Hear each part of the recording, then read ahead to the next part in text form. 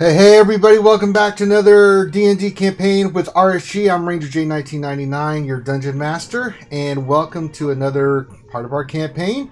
We'll get into what happened last week, little quick updates and stuff. If you like what you see on the channel, make sure you subscribe. Also give us a thumbs up on the video. We love feedback, so if you have any feedback, let us know. And if you haven't checked out our Patreon to help support us putting out content like this, then please go ahead to our Patreon, which is all listed down below, and you can check it out. That being said, let's let the players introduce themselves, and then we'll have a recap of what happened last week and continue our epic journey in the land of Faerun.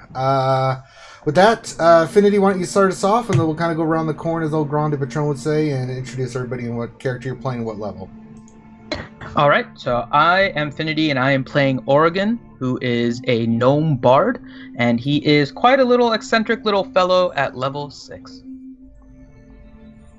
Okay. Right, we're level 6. We leveled up? No, we're level 5. I didn't say level 6. Level 5, there we go. See, I'm so eccentric I forget what level I am. We're level Cheating little bastard. Alright, next. Morgan, why don't you go? Okay, I'm Grim. I'm playing Morngrim, a level 5 rogue, and yeah. You sure you're not level 6 there, Morgan? Well, he's a level 6 alcoholic, but only a level 5 rogue. Right. All right. Andrew, why don't you introduce yourself? Hi, I'm Andrew. I play Yusuf, the Dwarven Cleric, and I am also level 5. All right. Teals? Hello. I play Celestra, Wood Elf Druid, level 5. All right. Valron?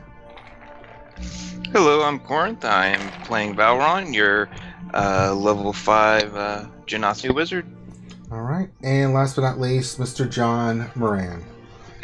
I'm playing as Rogaris, the level 5 Dwarven Warrior. All right. All right, so that's an introduction to everything. Oh, hold on a second. My phone is being redonkulous.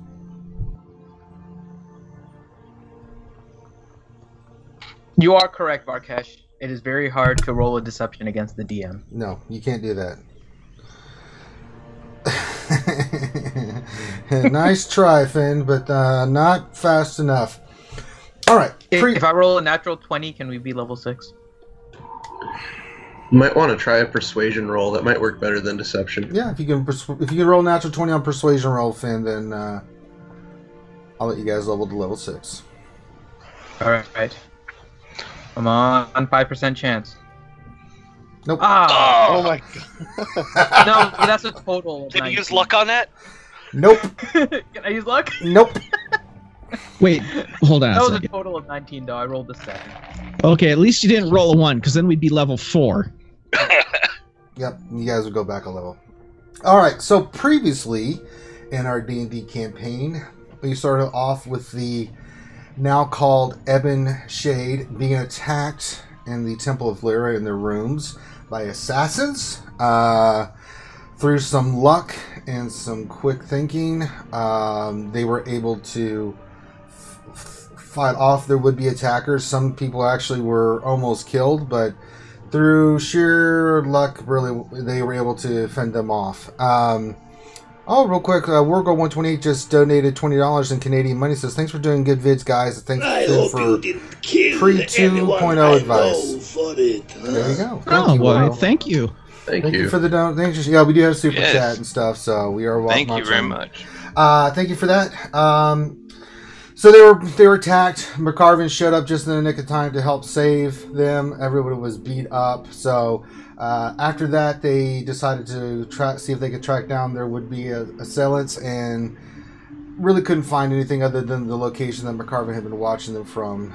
They didn't find any information there. From there, they decided to go ahead and go to their contact that had been set up through Morgren, who went to the temple, or the tavern, I think it was a Laughing Lass, and hooked up with the criminal underground, if you want to say, there, and got some information to try to shed some light on what was happening. Didn't really get a lot of information because a lot of stuff that was happening was a little bit outside of what they knew about, and kind of piqued their interest and finding out more. So kind of left them with the decision to make. So they decided to go back to Traxlin, the guy that runs the warehouse and operations for Lady Egath. And they decided through some guile and manipulation and persuasion to allow them to put an item that they could track in one of the shipments and track it and see if they could see if they were attacked, if they would run into anything, and if they did, what would be the result of that. So we leave with the where we left off last week, where the party is ready to move out. They have the item in one of the backpacks. There are two groups going out. One is going one way, the one's the other. The one that's going through the underground, through the tunnels and stuff, is being tracked. If I remember correctly, it was McGarvin and Morgrim that were going to stay right by the package, and everybody was going to kind of stay back a little ways, just monitoring to see if anything happened. If I'm not mistaken, is that correct, guys? Yep. That was the initial plan, I think. All right. So let's see how stealthy you're being. So go ahead and roll a stealth check there first of all, Morgan.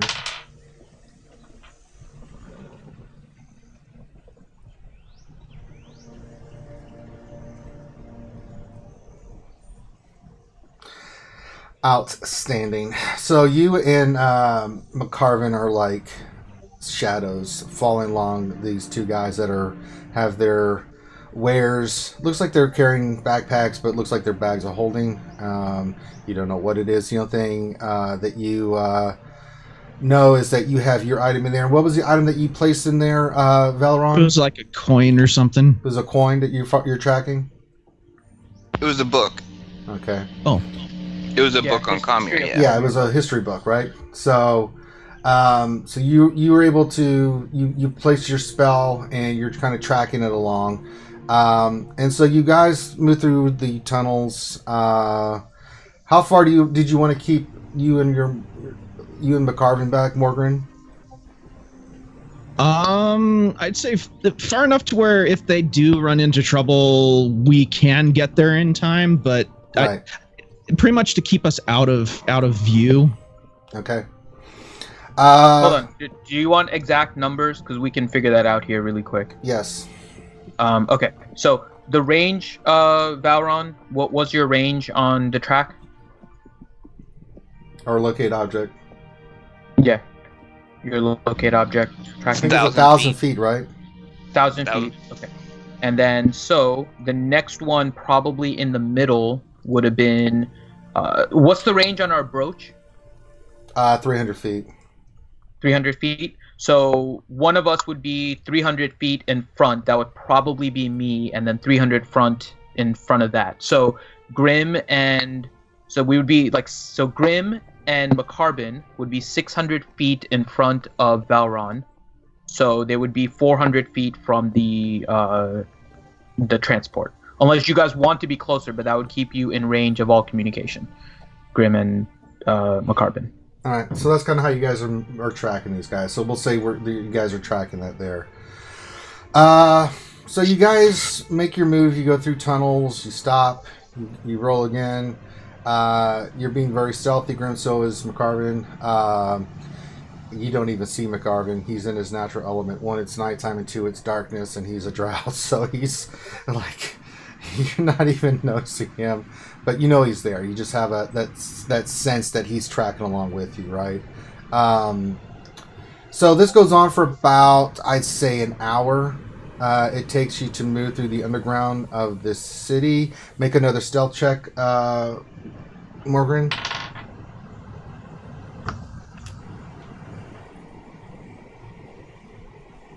23. Yeah, you and McCarvin are being very stealthy. Now make a perception check. This is going to be funny. 12. Relatively average. No, you're able to keep them in sight. And you notice that they're heading toward, it looks like a dead end, but as you guys and McCarvin are tracking alongside these two guys, they seem to be going to some kind of, looks like a wall, but as you watch, they kind of do something. You're not close enough to see with your perception. You can see them, McCarvin sees them very clearly, but they do something, and then you see kind of like a secret passage open, right? But it looks like it leads to the outside, right? You see moonlight kind of peek in, and you guys go tracking in that way. All right. So the guys go through the door. One guy kind of looks back to you before he goes out, gives a nod, and they go back out and kind of leave the. You guys see that it leads to the outside, and then it closes behind them.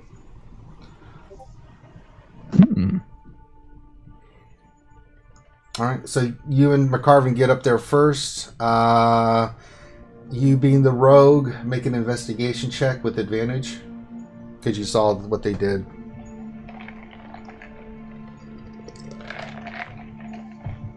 Seriously? God, McCarvin just looks at you and shakes his head. Okay. No, I seriously go. You're just like, I know something's here, but I can't seem to find it. I don't know if it's just because it's really dark and you're just having a tough time being a human trying to see it. McCarvin sees it immediately. And if you could see him in the dark, you would see them, because there's very little light.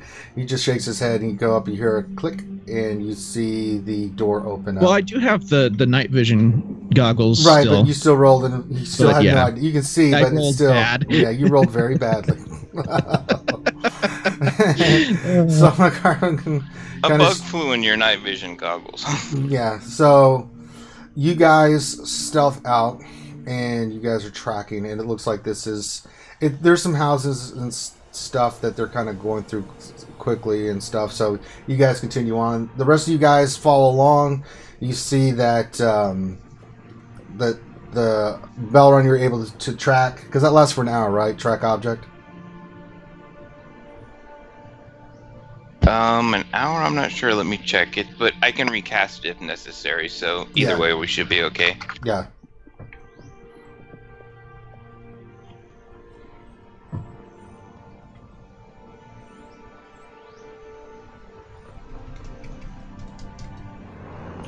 Or locate object. Look it up. Yeah, it only lasts 10 minutes, so I'm going to have to cast it a couple times if they're going for an hour. Well, you don't have to keep doing. You know the general direction they're going and stuff, and you can keep track. I'll say because you're keeping in communication. McCarvin's kind of telling you guys which way to go, like right, left, straight, right. You know, so you, yeah, and then maybe if I lose it, I can recast the locate object sure, again or something. Yeah. So you guys as the party get up to the door. Now, all you see is a wall there. But McCarvin would have told us that there's a latch or something. Yeah, he told you where it was, but you still have to find it. So who wants to make the investigation check? So I think I would be the first one up if we were keeping that order. So I guess I would be the first one to roll. Okay.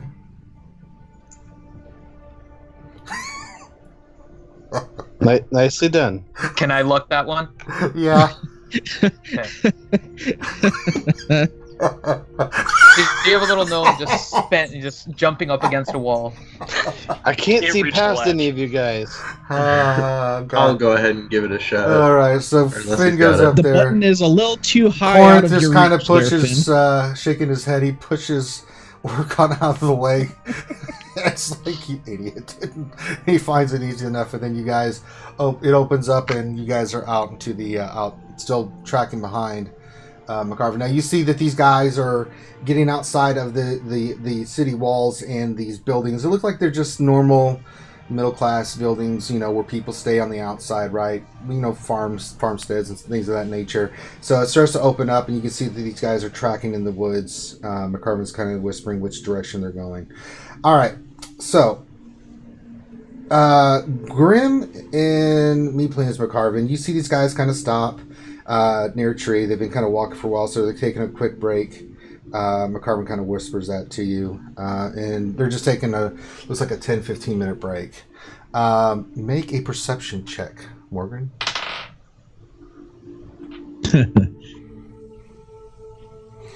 11. All right, so It's gonna be one of those days. and then make a stealth check.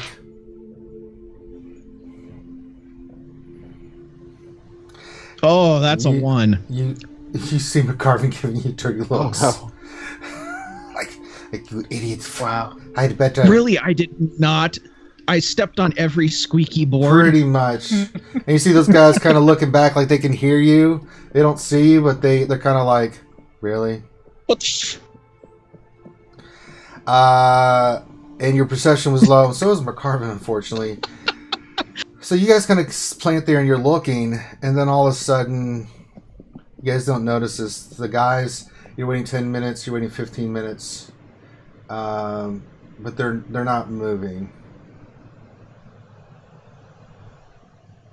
McCarvin kind of gives you a glance of nervousness and looks at you like, it seems like they're still sitting next to that tree.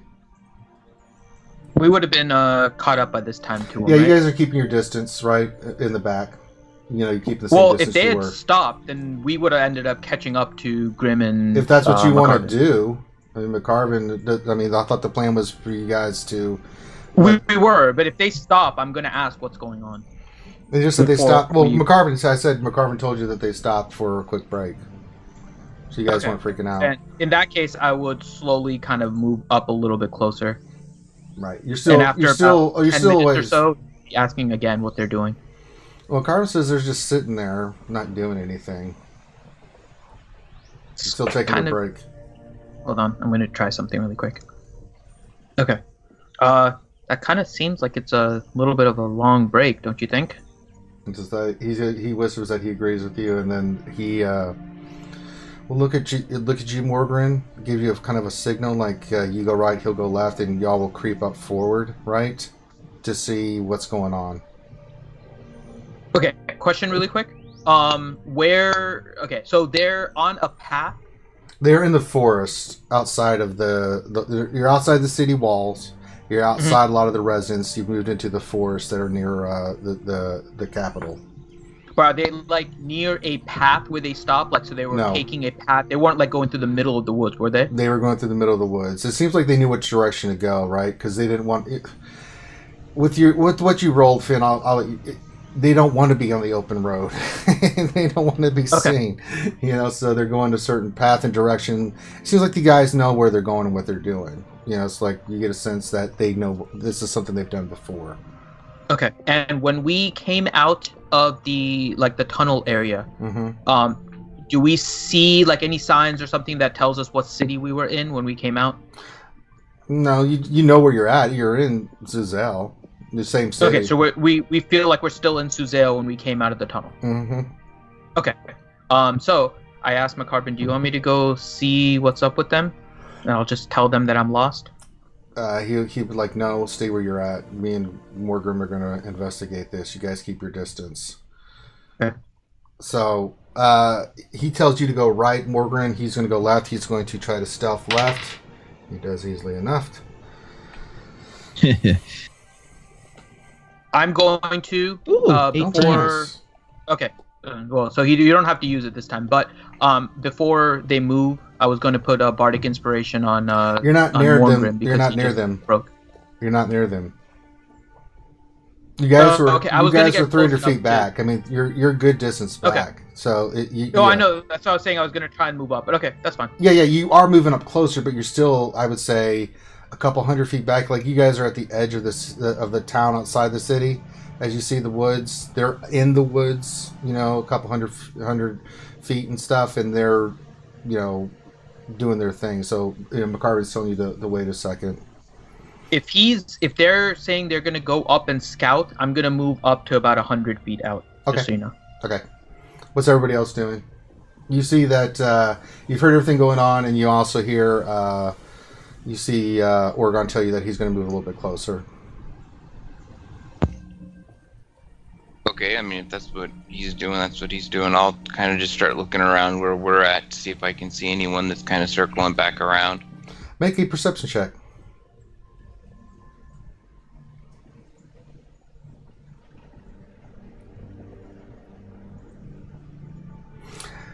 Don't see anything.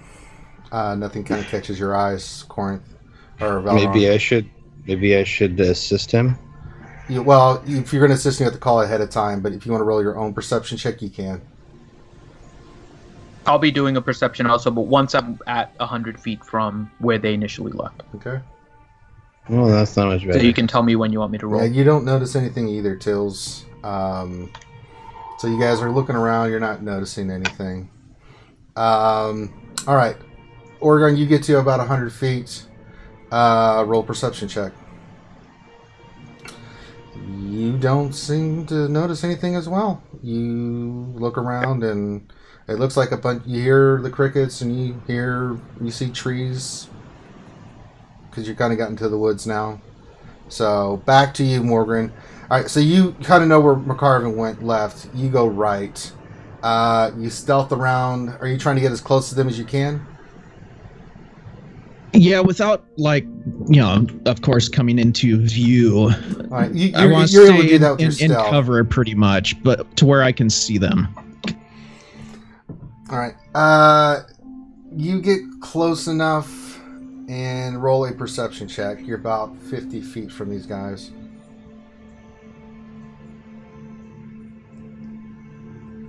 $16. All right, you're able to see that something is wrong. They are not moving. They're just like they're slumped. Your spidey senses go off like something is wrong. They're just slumped there. Does it look like they're carrying their stuff? Their bags are still there. They're slumped there. I'll hold on the bracelet and whisper, "Something's wrong." All right, you see McCarvin. They don't. You don't see McCarvin, but he whispers, "Yeah, there is something wrong." Just then, you see Grim. You don't see this. All of a sudden, what's your AC? 16. Yeah.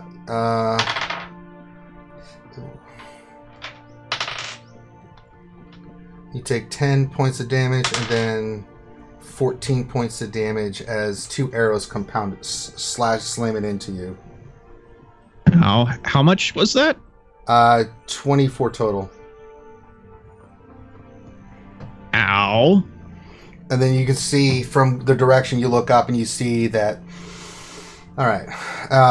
See, they're going to shoot it. 1, 2.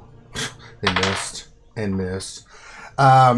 You see in coming around the from out of nowhere, you see 4 black shadowed figures and 1 figure, and I'll show you a picture of him. Give me a second here. Actually, I don't want to use this one. Let me get you guys another slide here. Let's go with this one.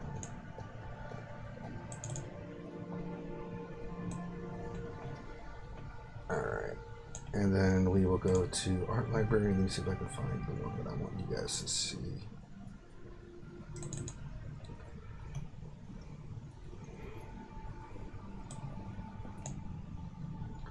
You see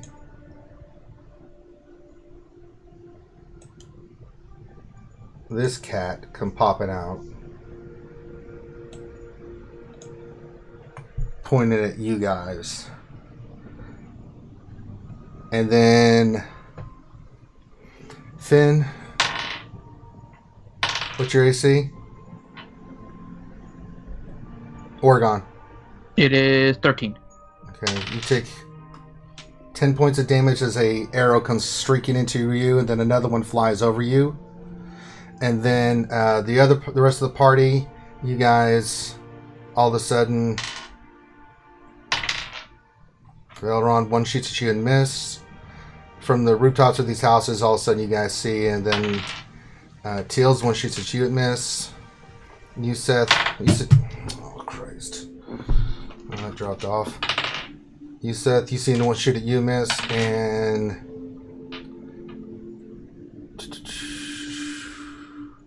Rogaris, what's your AC? 19. 19? Yeah, you get hit. You take 8 points of damage. And then... I'm sorry, 11 points of damage. So, and now I need everybody to roll initiative.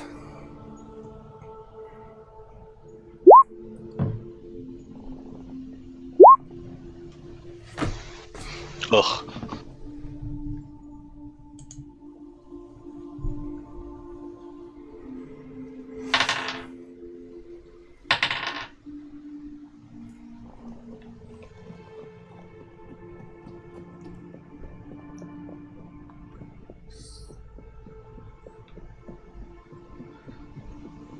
Okay, let's see here. For initiative, we have. Oh no, we finna die. We finna die. I'm looking at initiative. All right. That's a catchy little tune. All right. 25 to. Well, let me roll McCarvin.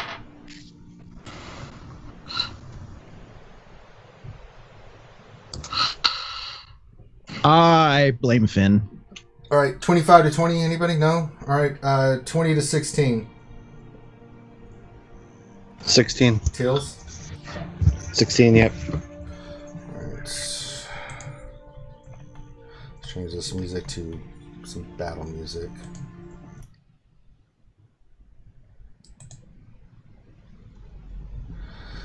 Alright. 16. 15 to 10. That would be. I got 14. And I got 12. Okay. I got 14 also. Hold on. Grim goes first. Grim, 14. Faerun is 14, but lower dex, Right. so he'd be after Grim. And then Andrew was 12. Andrew is Yusuf. Seth. 12. And then Rorgaris, and then Oregon. Rorgaris, what did you Rorgaris roll? was 9. 9. And then what'd you get, Finn? 6. You suck. Well, you're gonna just be yelling anyways, right? Me? Maybe. We'll see. Hmm. I have... Yeah, maybe. All right. McCarvin will go first. He sees 2 near him. He will do his shadow thing and pop over, and he will attack one. He will miss. Crap. He will try to hit. I need to get him to teach me that. Natural 20. So he goes. He attacks the second one, stuns him, and he's going to use Fury of Blows. 4, 2. And his last one's a natural 20. So he does.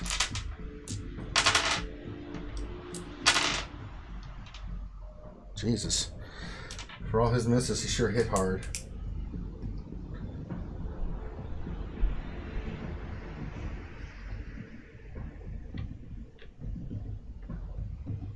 So he knocks his guy pretty hard.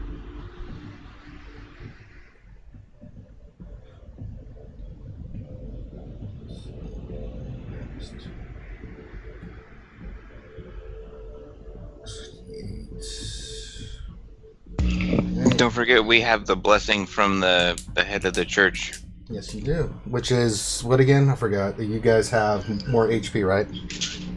No, I think it was just like +1 to saves and +1 to Right. AC. Right. So don't forget to mention that. Oh, okay. So mine would be 14 then. Okay. Right. And that would up mine to 17. All right. 20. Carvin went. Tails, you are up. You see that there's 2 guys on your left on a house, and you have 2 guys on your right, kind of the house with longbows that are shooting at you. What do you want to do? I'm gonna cast Conjure Animals. Okay. What are you going to conjure? It's gonna be a pair of giant eagles. Okay. So 2 giant eagles come popping out of the sky, making their loud screech. And what do you want them to do? I'm gonna have one eagle attack one longbower, and one eagle attack the other longbower. All right. Roll to strike with them. What is their... I'm gonna have giant eagle. Look it up. I can pull it up. You can pull it up too if you want. Yeah, I'm looking it up.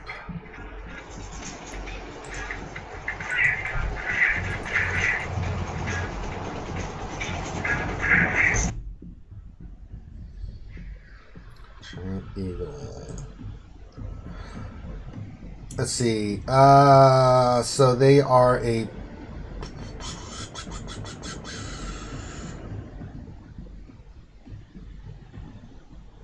Okay, you get 1 attack with your beak and 1 with the talons. You have a +5 to hit for each one. So go ahead and roll beak and talons on the first one.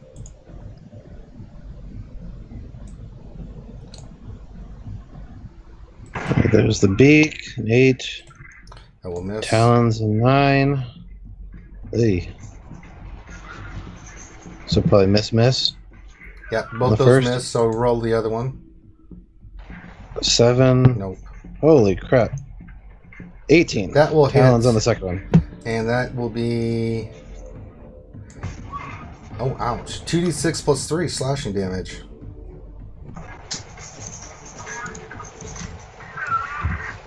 Damn, that's a lot. 10? That's nice dice. Alright. Okay.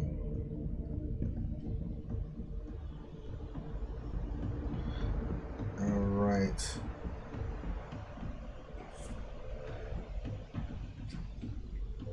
Alright. Next up is Morgan. You see that there's two guys coming at you. What do you do? That just shot you. I run away.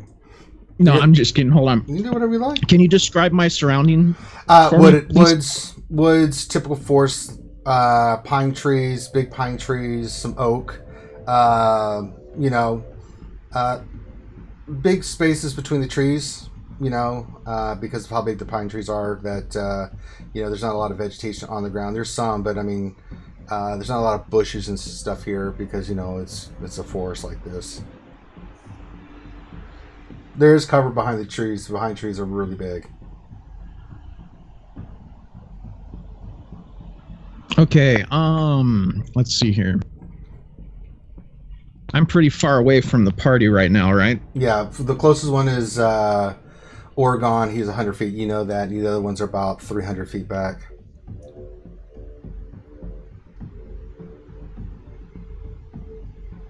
Yeah, I'm going to run because I'm almost dead from those arrows. You're gonna use. So I'm gonna beeline it back to Oregon and the bulk of the group.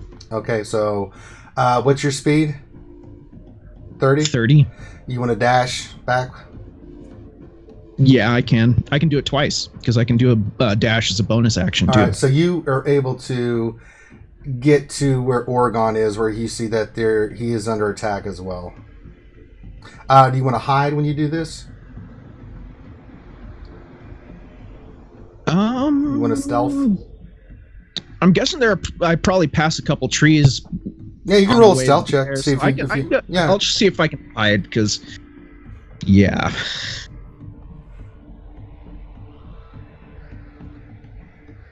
14. Mm-hmm. All right. All right. And then next up is Valeron. So I'll trace a few runes in the air and do the spell where 6 more of me split off from me, and I cast mirror image. Okay, you cast mirror image. I'll be right back. All right. Anything else you want to do? No, I mean I know where the arrows are coming from, so I know. Yeah, you we're can under see the guy. You attack. see that there's 2 eagles attacking the 2 on the left, and then there's 2 on the right. Okay, so yeah, no, I'll just I'll wait in case anything comes into my area. If like something comes within range of a melee attack, I'll smack him with my staff. Otherwise, I'm good. All right. And the main guy is going to hold his action because it's just McCarvin and him and 2 other guys.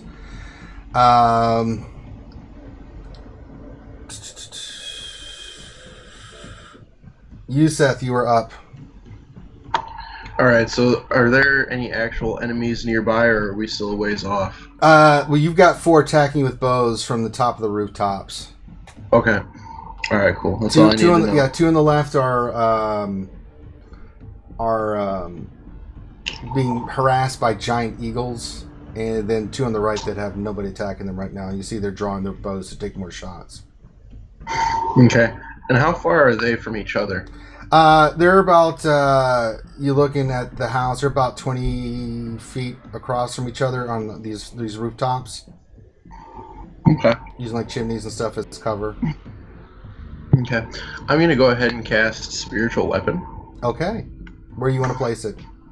I'm going to just put it on either of the ones to the right. It really doesn't matter which one. All right, so the furthest one to the right, you place it on. What was your spiritual weapon look like?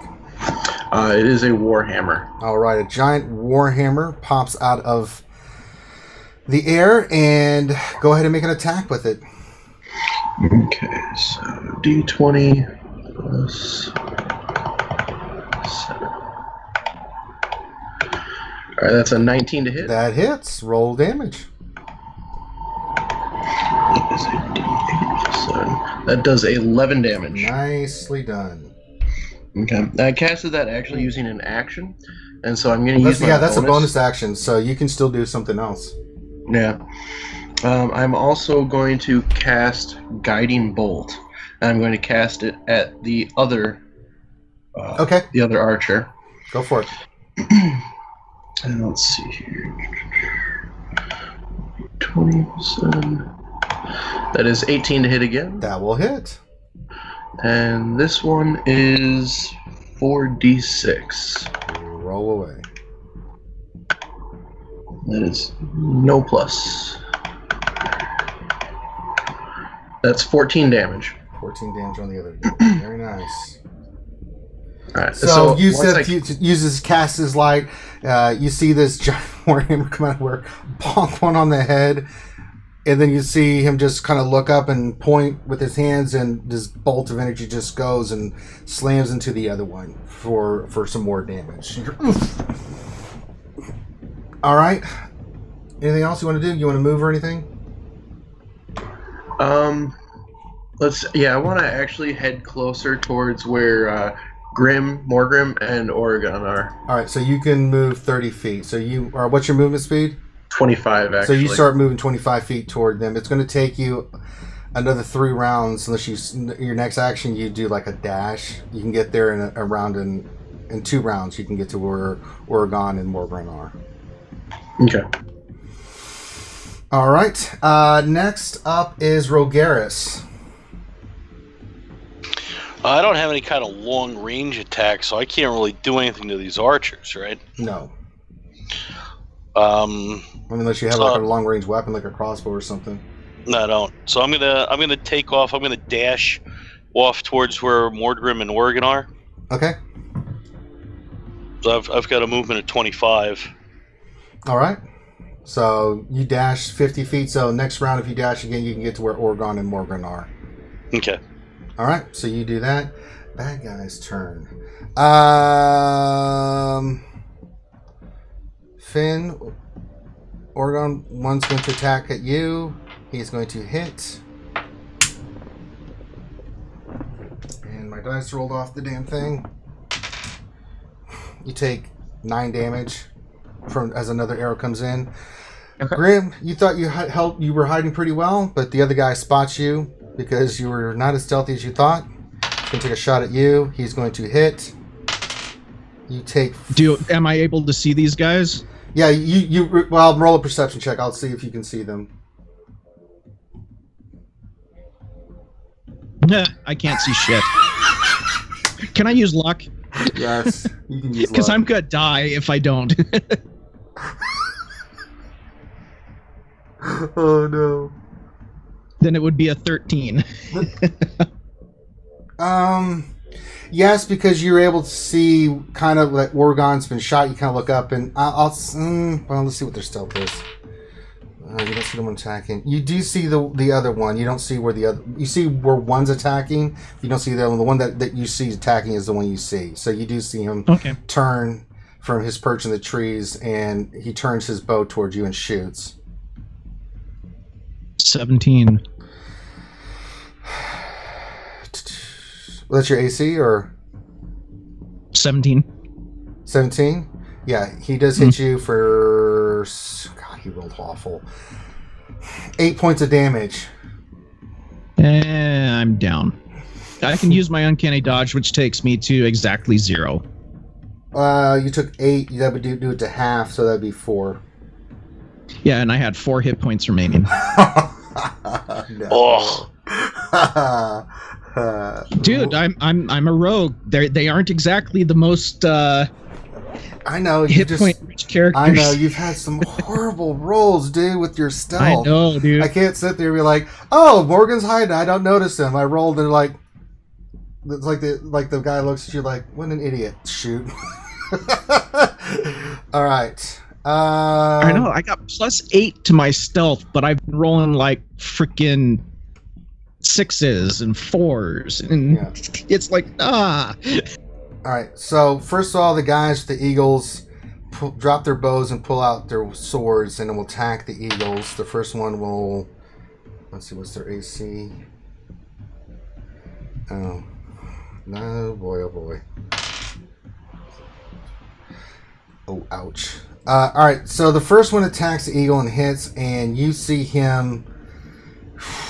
One eagle goes down, Tails, as it just gets filleted by this guy with his sword. The other guy is going to Holy crap. Swing at this That's other a big guy. hit. Yeah. Alright, so he pulls out a sword, he's going to attack again. He only did 10, and he rolled a 1. So you see him, you see the other easily gets cut and just poofs because it's a mystical, you summoned it. It doesn't just die, it just disappears, right? The other one gets hit and kind of backs up a little bit. It looks like it took some damage, but it's still in the fight. The other two on the right will see if they can figure out who Faerun is. No, so they don't know which one is you, so they're not going to shoot you, Faerun. They're like, nope, can't figure out who he is. So they're going to shoot at you, Rogaris, as you run away. First one rolls a 1, he missed completely. The other one hit. What's your AC? With that bonus, 20. 20. He barely got you. You take 9 more points of damage as you're running. Ugh. And then Tills. You, from the shadows, 2 guys pop out from behind the houses, one from the left, one from the right, and get on top of you.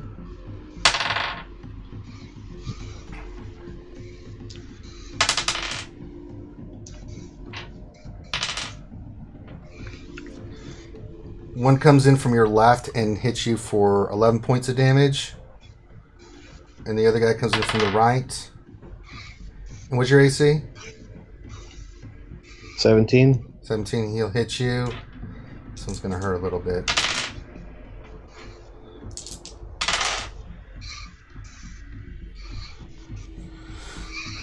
You take another 20 points of damage as he flanks you from the other side and hits you. Ouch. So you have 2 guys on top of you right now. And then the 2 up there. So, alright, so Oregon, or you're up. Okay. Do I see where the people are that were you saw the one that shot you, even though he's Morgan couldn't see him. You know where he's at. The second one, you saw him pop out as he shot, and you saw him hit Morgan and saw him just collapse in a heap of just he was trying to hide and get to you, and then you just see the other guy turn around with his bow and shoot, and you saw Morgan go down. Okay. How far away are the guys? They're And about where are they? they're about 35 feet away from you in the trees. 35 feet if I go from me to them? Right where you're standing right now. Okay, so if I'm looking at them, they're 35 feet away. It's not like 35 feet from the tree. It's 35 feet from them. Well, yeah, in the air, they're in the trees. But if you look from where you're at, there, even though it's a tree, there's even in the air, they're 35 feet still. They're up in the air a little bit. They're not that high up in the trees, but you can see how they had used the branches and stuff to kind of camouflage them a little bit. One's in one tree, and they're then, both there. They're both on opposite one's sides. on one tree, and then the other one's if you go 30 feet across from that guy, he's in another tree. How far away are the trees? The 35 feet away in both directions. You're kind of like at the pinnacle, like an ambush. If you figure it out, it's an ambush site where one guy's in one tree, the other guy's in the other, and they're 35 equal distance to each tree from you. You're kind of like in the center of where they're shooting at. Okay.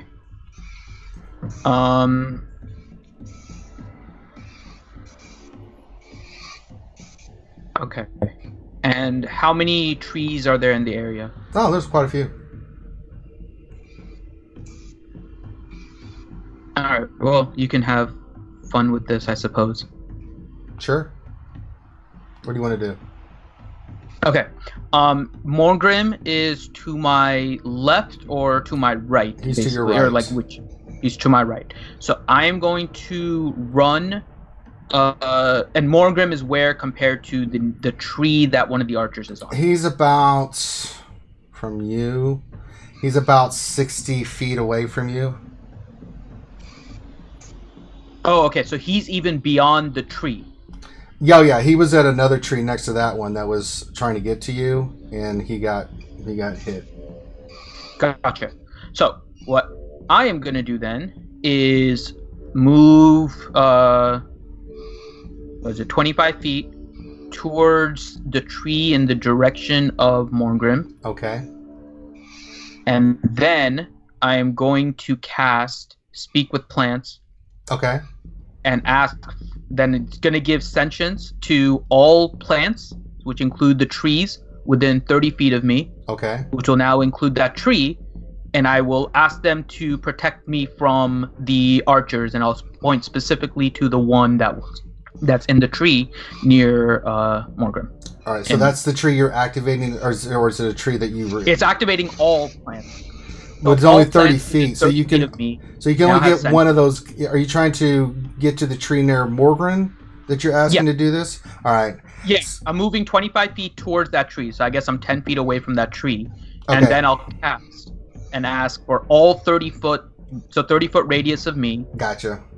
All plant sentience and telling them to basically attack that archer in that tree and protect me. All right, so the trees react to you. They can't reach the archer, but what they do is they immediately respond. You get a feeling of like they're like right. So they immediately bring like their branches come down and form kind of like protection. So you're basically kind of protected by cover at the moment, being almost impossible to hit you. And they do the same thing with Morgrim, so he can no longer be hit. So you see like their branches kind of come down, and you see like they kind of become alive and perform like a protection. You're kind of like in a protection circle from these guys shooting at you right now. And so they are keeping you safe. And then using the brooch really quick as just a message to send to everyone, I'm going to say, Morgrim is down. I think that's all I'll be able to say. All right.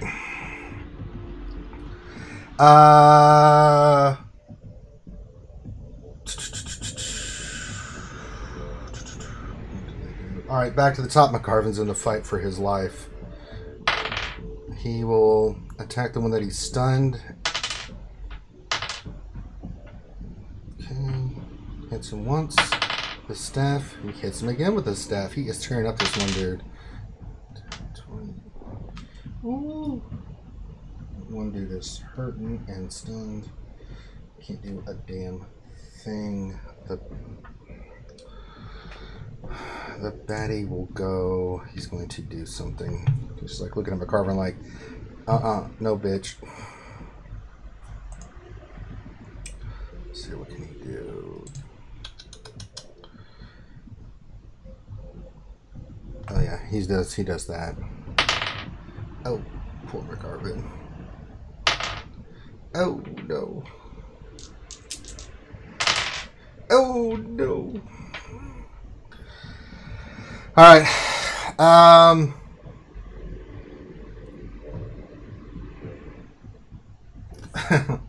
All right, Teals, you're up. Okie doke. You got two guys. You got you can command your eagle first. One's gone. The other one is still on that other guy that's dropped his bonus. I'll make another attack with that eagle. Okay, go for it. Okay.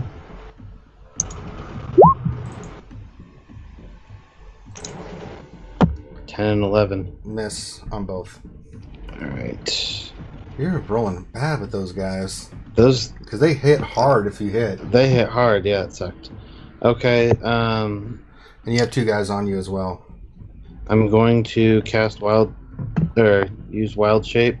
Okay. And turn into a black bear. A black bear. Alright, give me a second to pull that up.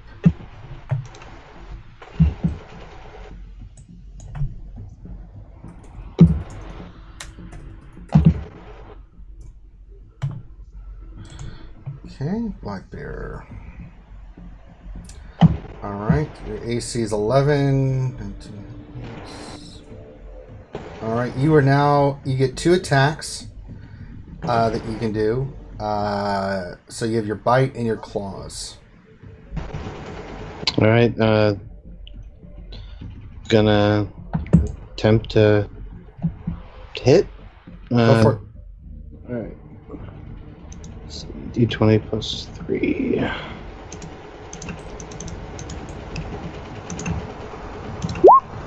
Holy crap. Alright. The claws hit. Alright, claws do... Roll...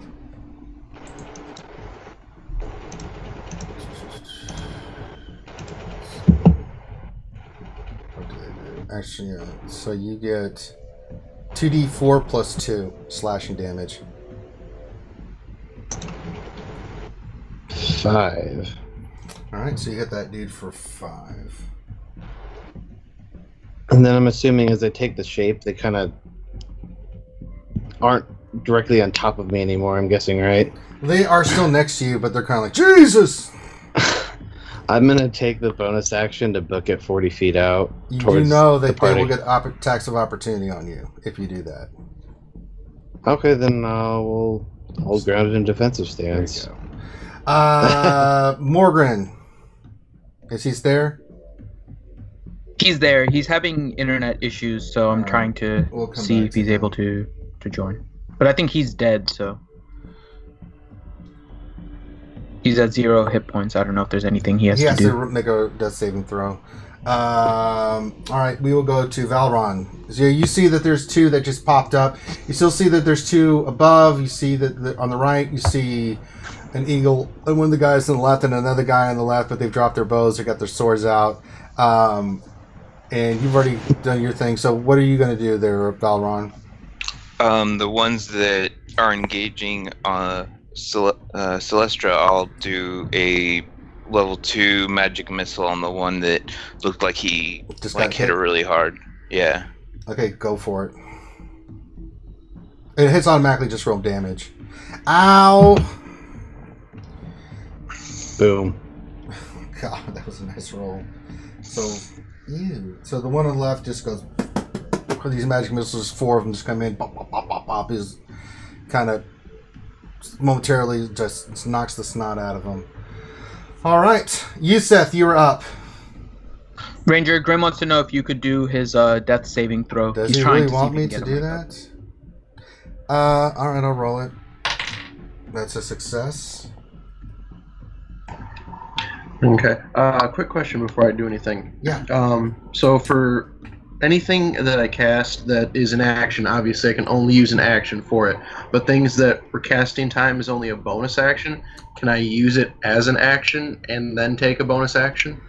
Well, so your bonus action could be like your, it's like your spiritual weapon, which is still above that one dude, right? So you can command it to attack, or well, so here's why I ask. So like Healing Word, casting time is a bonus action, right? Can I cast Healing Word as an action and then still use a bonus action?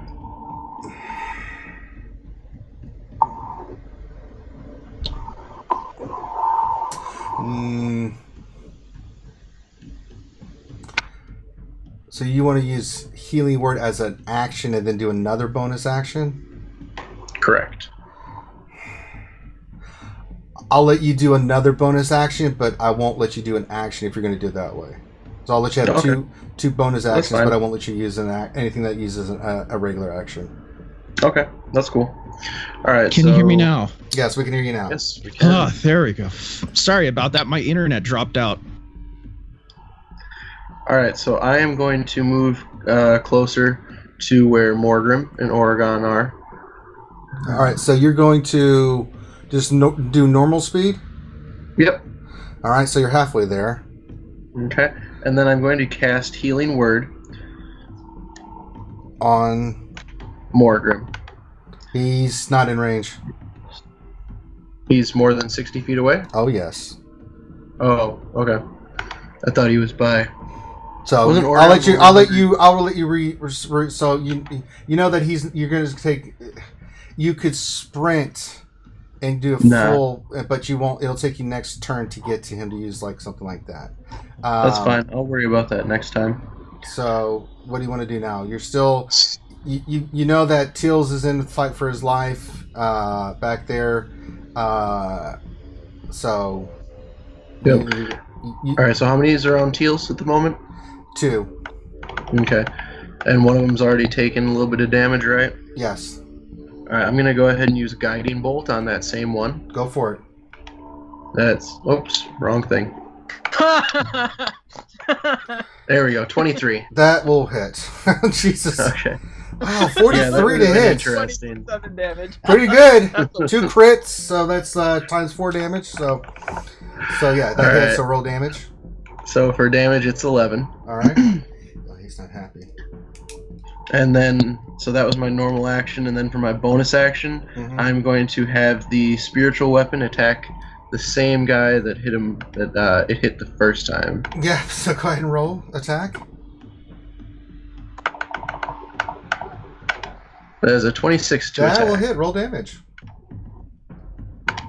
I need And some of that's your 10 rolls. damage. Jesus. Nicely done. We all need some of those rolls. All right. Especially Garrus, you're up.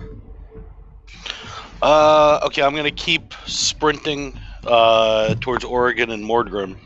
All right, so you can get to Oregon here, but you can't do anything with your other than you get past the last building and you see Oregon just at the front of the woods being attacked. But you see something strange. You see like these trees in a weird pattern, kind of bringing all their branches down. So you can get to Oregon, but that's all you can do. Can I use a potion of healing?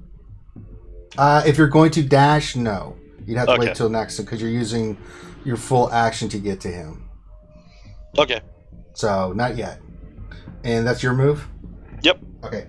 Bad guys. All right. So the two on the right are going to try to shoot you, Valron, and see if they can figure out who you are. And the first guy cannot. Second guy cannot. So they both take a shot at you, Valron, and one of your other guys. Now, if one of your copies gets hit by something, does it disappear or does it stay on the battlefield? I think it disappears. Let me look.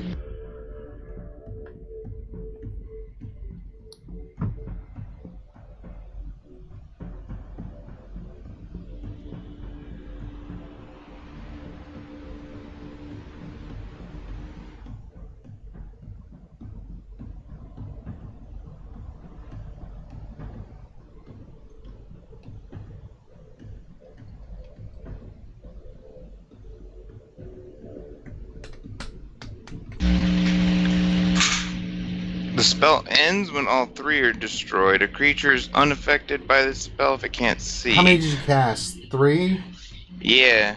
All right. So 2 have disappeared. Okay, they do. It does say they disappear. Yeah. Yeah.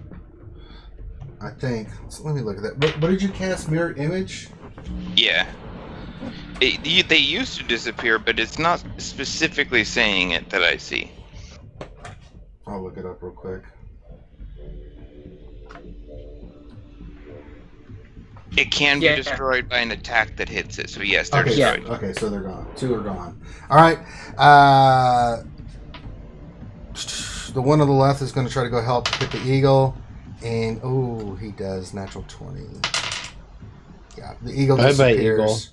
Yeah, it disappears in a poof, and then the other guy that has a sword drawn is going to pick up his bow and take a shot at you, Valron, and miss completely. So he's trying to hit one of you, and he didn't know which one, so he took a shot. And then the 2 on you, Teals, are going to swing. What's your AC? Your AC is.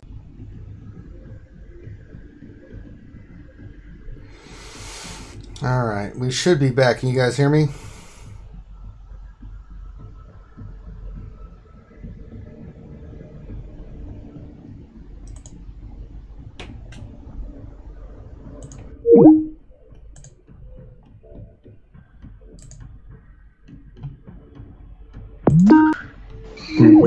All right, you guys should be able to hear me now. Yep, now I can hear you. Yeah, good. went a little bit cray-cray on me. All right, we should be back. So, all right. So, Tails, your question. So you get hit points from whatever form you take, AC, everything, right? Yeah. Once the HP of that goes away, then you revert back to your normal form. So whatever HP you have left in that form, right? I take whatever rolls over. Right. So let's say you have like 10, and then I hit you for 15. You take 10 as the bear form. You go back to your normal form, and then you take 5 additional damage. Yes, that's exactly correct. There you go. So, let's see. We were at Rogaris. He ran to them, and then it's the bad guys. Now they're attacking McCarvin. McCarvin's fighting out a good fight.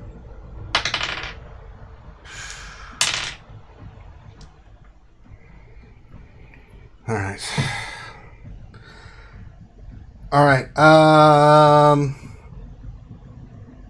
Oregon, you're up. Okay. Actually, no. The two guys that you're trying to try to shoot at you, that they have disadvantage because they can't see you now. They ain't gonna hit. Nope. No way they're gonna get through that cover. All right. And then, so it's my turn now. It's your turn. Yep. Okay. You feel arrows hitting the branches and stuff, but they can't get a good shot on you. One, it's hard to see you, and two, the branches are absorbing any shots that are coming in. And then you see, just at that moment, you see Rogaris come running up to you. Okay, so I do see him. Yeah, he's there with you. How close is he? He's right next to you. But on like the other side of trees, right? Yeah. You guys are behind cover. Okay. So I guess he's only allowed to do a quick response. But so I'll look at Rogaris. Rogaris, are you ready to fight? Absolutely. Okay. So what I'm going to do then is I will take out my DOS loot. Mm-hmm.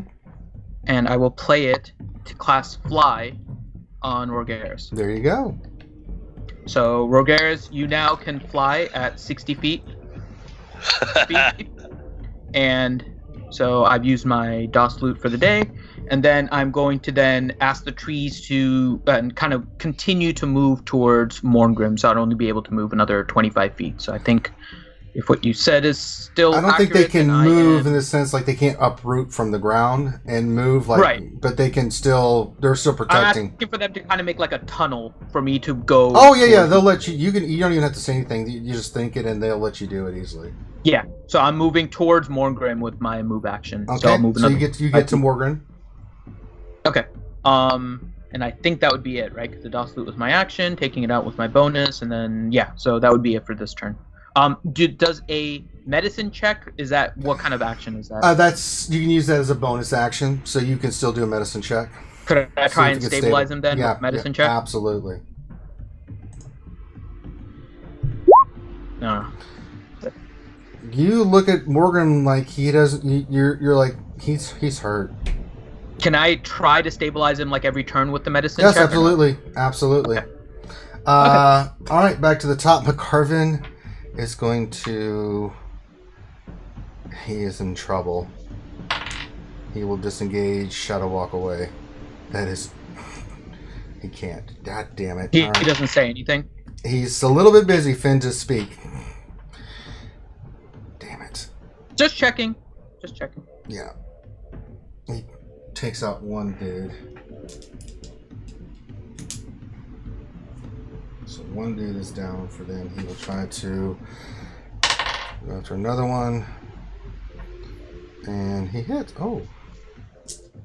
He was a key point. And do some damage. So, natural 20. Go, McCarvin. Okay.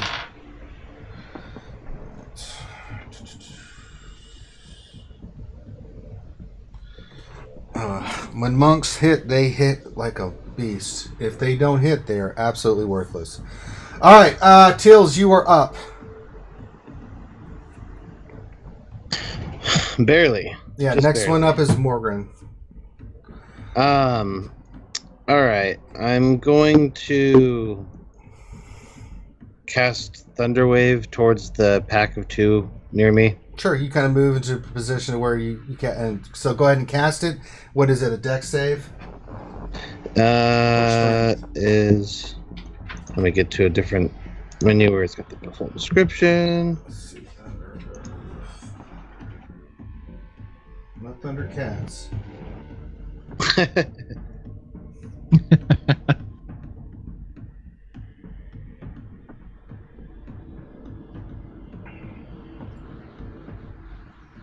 Constitution saving throw. First guy makes it. Second guy does not. So one guy's going to take full damage. The other guy is going to take half damage, and he's going to get pushed away. All right. So go ahead and roll your damage. I believe. What are you casting it at? Just the base level? I'll cast it at level 2. It's a first level spell. Yeah. It's a first level spell. So that's 3d8. 3d8. I need one more d8 then. Yeah.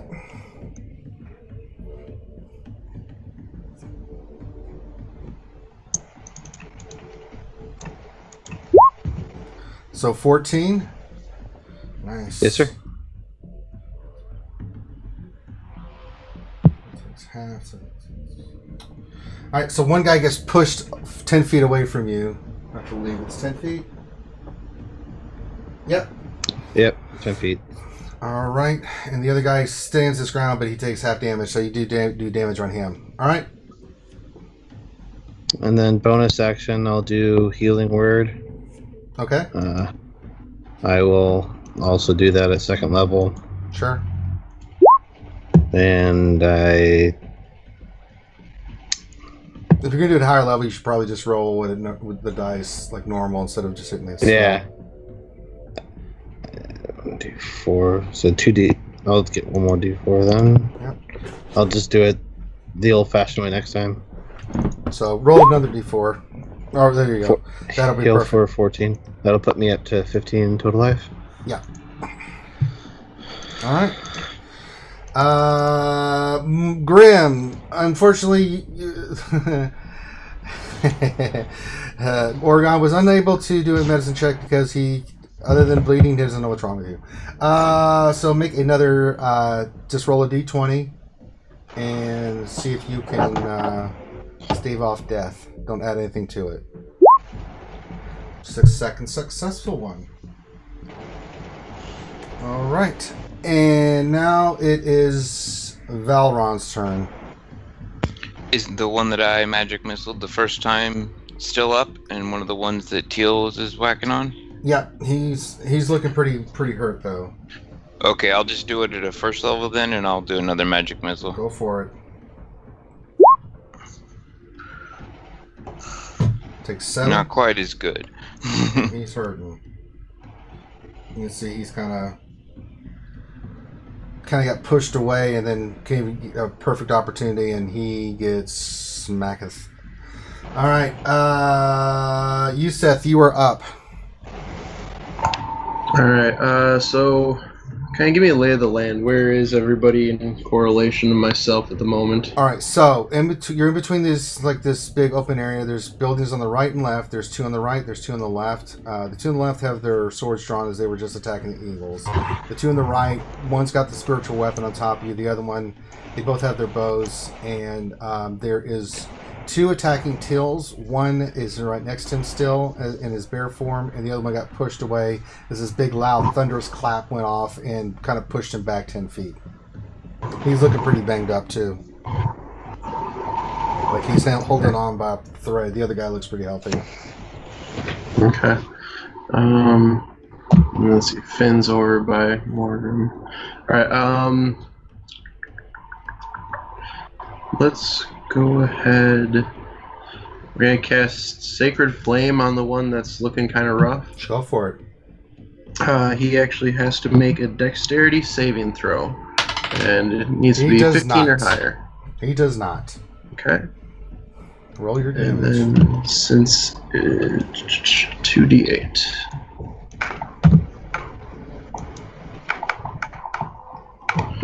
That's 9 damage to him. All right. He's still barely there, but he's hanging on. Okay. All right. And then for my bonus action, the hammer's just gonna keep attacking the same guy. All right. Roll attack.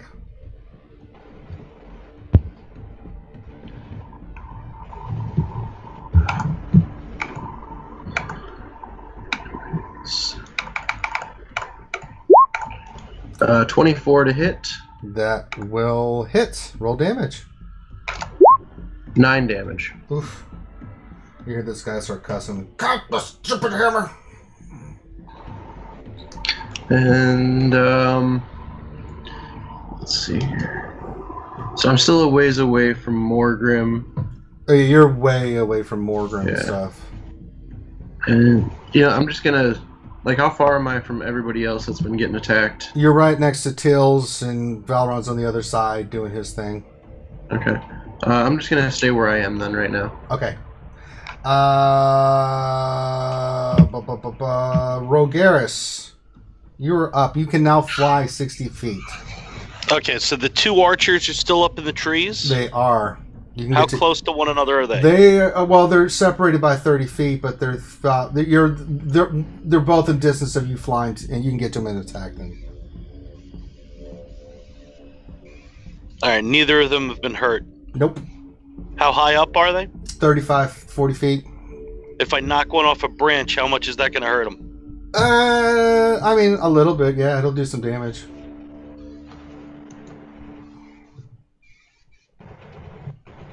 All right. I guess I'll fly up and I'll attack the one on the right.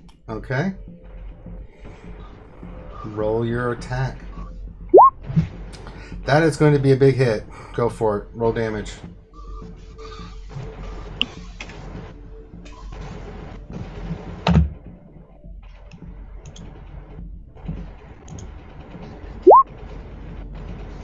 So 4 on the first one. You have a second attack, right? Yep. Go for it. 19, so that's that's another hit. Yeah. So roll your dice twice. So it'd be 2d8, and then add your plus. Oh, that's 30. 19 total. That wasn't 19 on the roll. Oh, yeah. Okay. Yeah. Okay. So You actually got a 19 on the first attack to get your 26. So roll another d8 and add that to it for your first attack.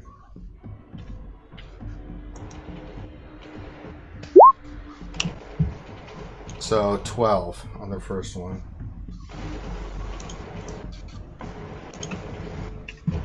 Okay. So 12 on the first one. Your second hit was 19, and you got 9. So 21 in total. Pretty good. And I'm going to use my action surge to attack again. Go for it. 15 hits.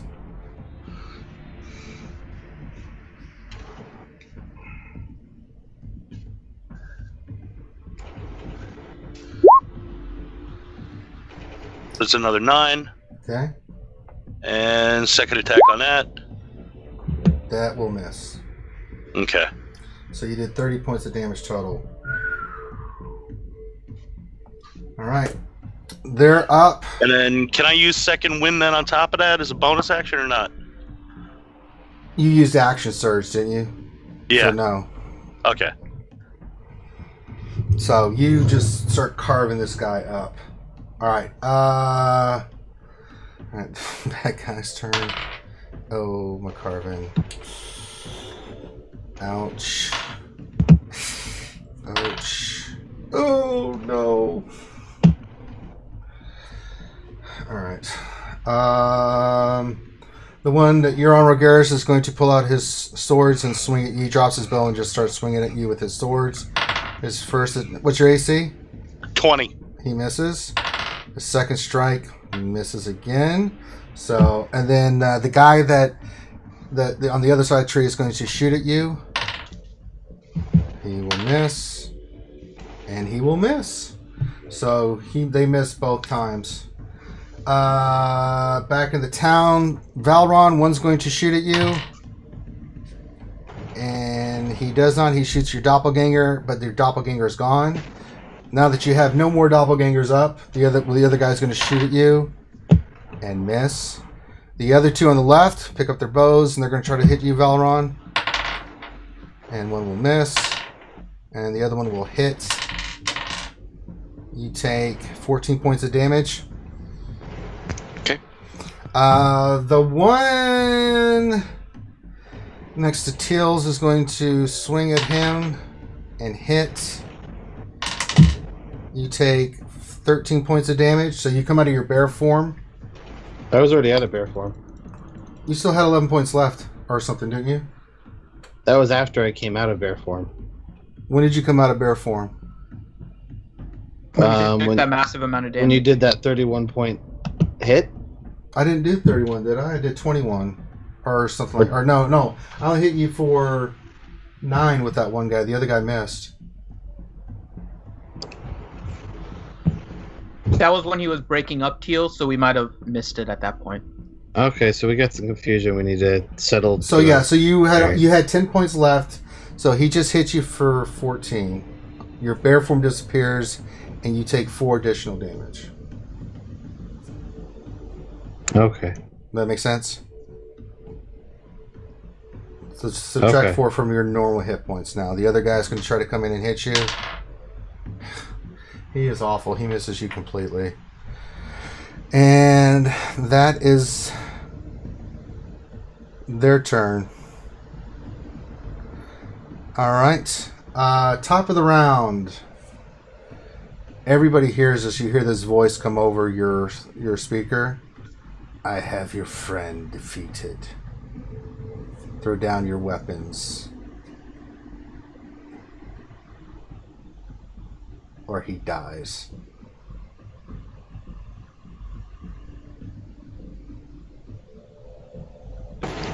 Does that guarantee our survival if we throw down our weapons?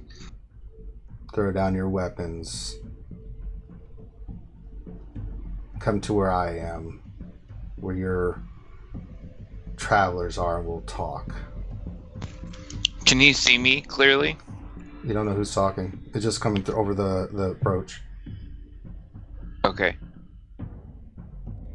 Then I'm going to ready a sleep spell. Like, cast it and get it ready. As soon as I see the person, then I want to let it trigger.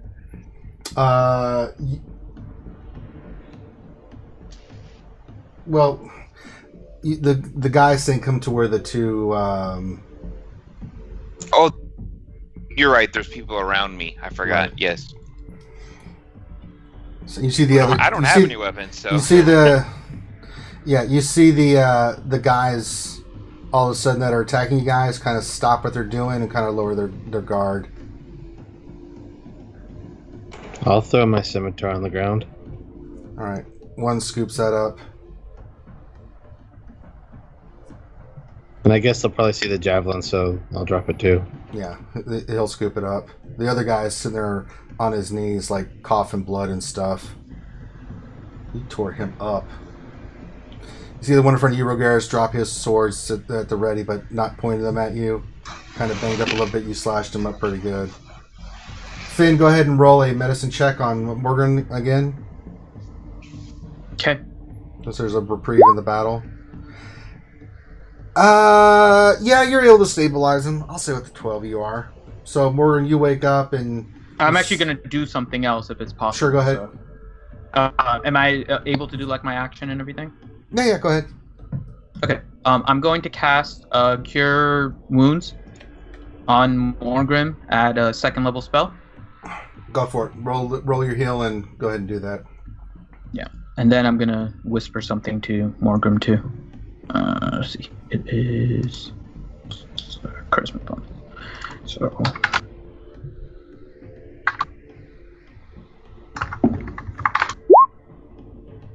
okay, nice. So 15 hit points. There you go. So you have 15 hit points, 16 hit points back now. Okay. When I do that, because I cast a spell, it ends fly, and so Rogaris is gonna slowly start drifting to the ground. They don't fall. He drifts to the ground. That would be funny. Rogaris, you're sitting there like, ha! You're in the air swinging at this guy, and all of a sudden you're like, no!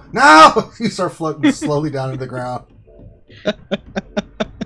What else could you do to me? Yeah, So you land And on the then ground. You I see whisper to on fire. Morgrim. I whisper to Morgrim, play dead. There's somebody that has McCarvin. I play dead. Actually, I shouldn't say McCarvin because I don't know that yet. There's somebody, one of our guys is captured. Play dead and follow us after.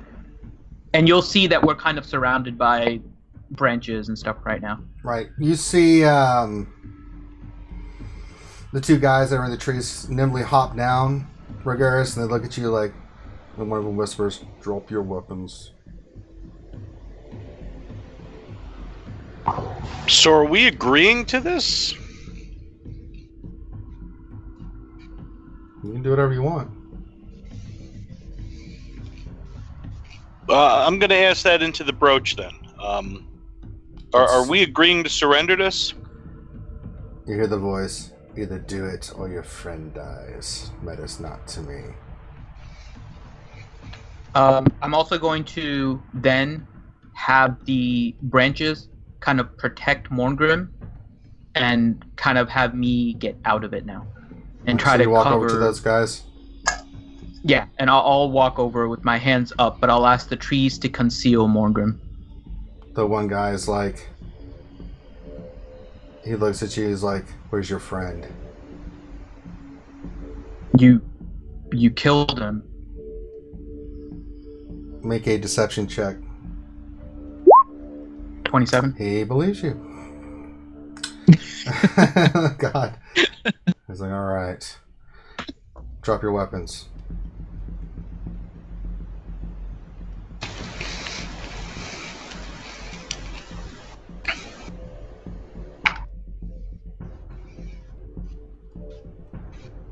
Yeah, I take my dagger and put it on the ground.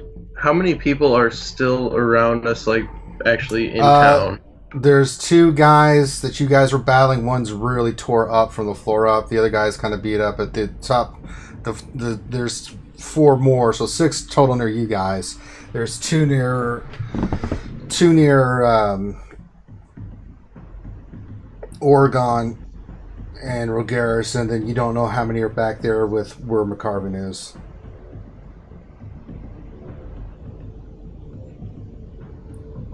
Alright, I go ahead and surrender. Alright, so you guys all surrender. Anybody going to resist? There's one. Yeah, Morgan, you're just laying there as Oregon walks off. So you guys all surrender. They scoop up your weapons. They've asked them to follow you guys. And you guys all walk to the clearing. I'll get to you in a second, Morgan. So they kind of bring your weapons and just lay them in front of you. They're not taking them. And then you see that guy that I showed you earlier with the 2 swords behind his back. You see McGarvin. Around him, you see 2 of their guys are being treated right now that just got the shit kicked out of them. The other 2 are beat up, but McGarvin is completely unconscious and kind of laying on the ground. Looks stable. Looks like he's not dying, but he's been pretty beat up. He looks like it was 5-on-1. And he held his own, but he did not have a chance. And so you guys get there, and he looks at you like, where's your other companion? And the other guy whispers, he's dead. And he looks at him like, did you verify it? No. You see him kind of just punch him in the face, and the guy goes flying. Idiot! Go find him and make sure he's dead. The guy goes scampering off. And so he comes walking up to you guys. He's like, who speaks on your behalf?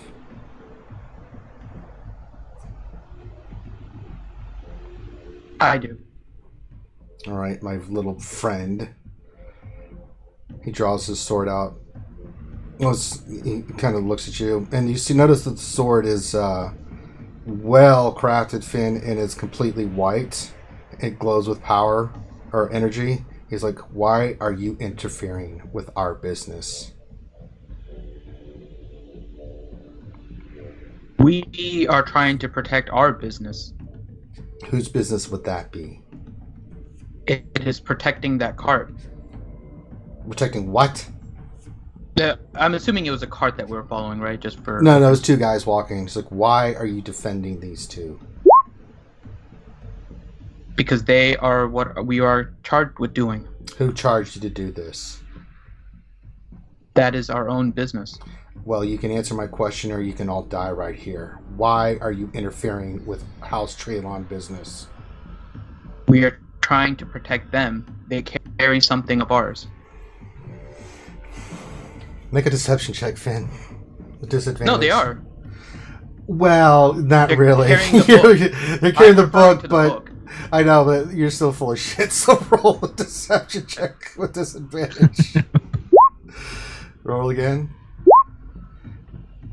See if he believes you. Oh, you guys tied. God damn it. He kind of looks at you.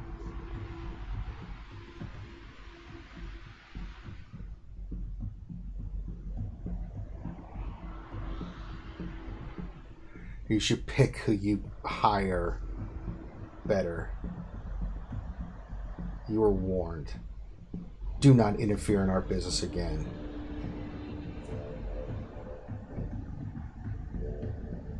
Sure. I didn't know House Traylon had an interest in this. Our interests are none of your business. This is your last time. If you come again at us and interfere with our operations, we will put you down. Do I make myself clear? I want to memorize every feature of this guy with my, vast intellect. So if Oh yeah, I you do, no describe him problem. Again, You also notice that these same make a perception check with advantage, Valeron. All right.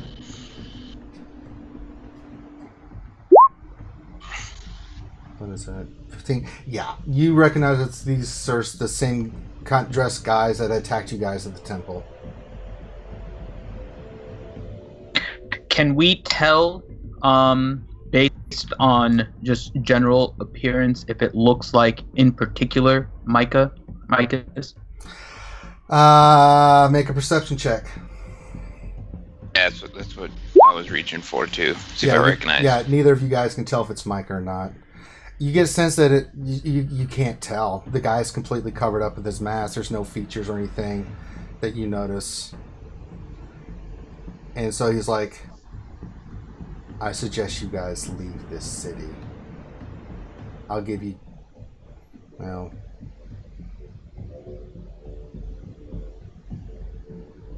3 days to heal up and get out. Do we understand one another? Yes, I do understand you. If you're here, you will not see a 4th day. Capiche? I understand. Alright, he kind of holds up his hand, and then he does some kind of magical thing, and he just, like a shadow, just disappears, and then all the other guys disappear as well. Alright, Morgan, you wake up. You're just laying there. Can I do an Arcana? Yeah, go ahead. 11.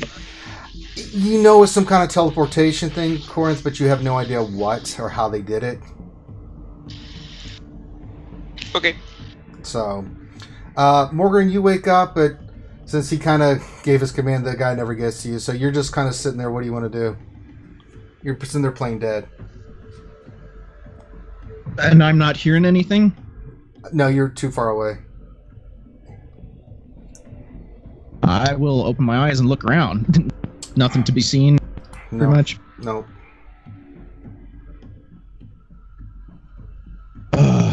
I will...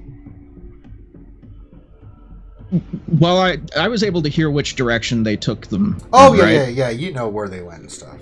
I'll pick myself up quietly and start sneaking over that direction. All right, you sneak over. Weapons ready. All right, you sneak over there and you see your party kind of sitting there. McGarvin is sitting there still unconscious, and you see that there's no one else there. And you see the two guys laying there as well. When you check, they just have been knocked out. So they weren't killed.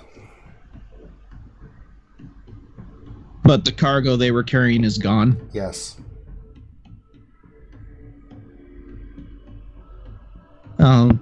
Since technically my character doesn't know what's going on, I'm going to remain stealth and whisper over the brooch, where'd they go? You guys hear that? Anybody want to respond? Okay, so we're at the point that we can get to McCarbin, right? Oh yeah, you get over to McCarvin. He's okay. So before anyone responds, I kind of put my hands up and like wave everybody, don't respond, like no, and I run over to McCarbin to see if he still has his brooch. He does. Okay. Then I kind of use McCarbin's brooch and just say, they went away and threatened us. We're okay. You can come. You hear that more? Okay, I'll come out, hide, and sheath my weapons, and as I walk up, I say we're way out of our league on this one. I tell Yusuf, I kind of like wait for Yusuf to come over and heal up McCarbin. You do that, Yusuf? Yeah, I go over and use Spare the Dying on him. Okay. He becomes stable. Yeah, he becomes stable. He kind of wakes up, kind of picks himself up and is leaned against a log, kind of catching his breath. It's like, Jesus Christ.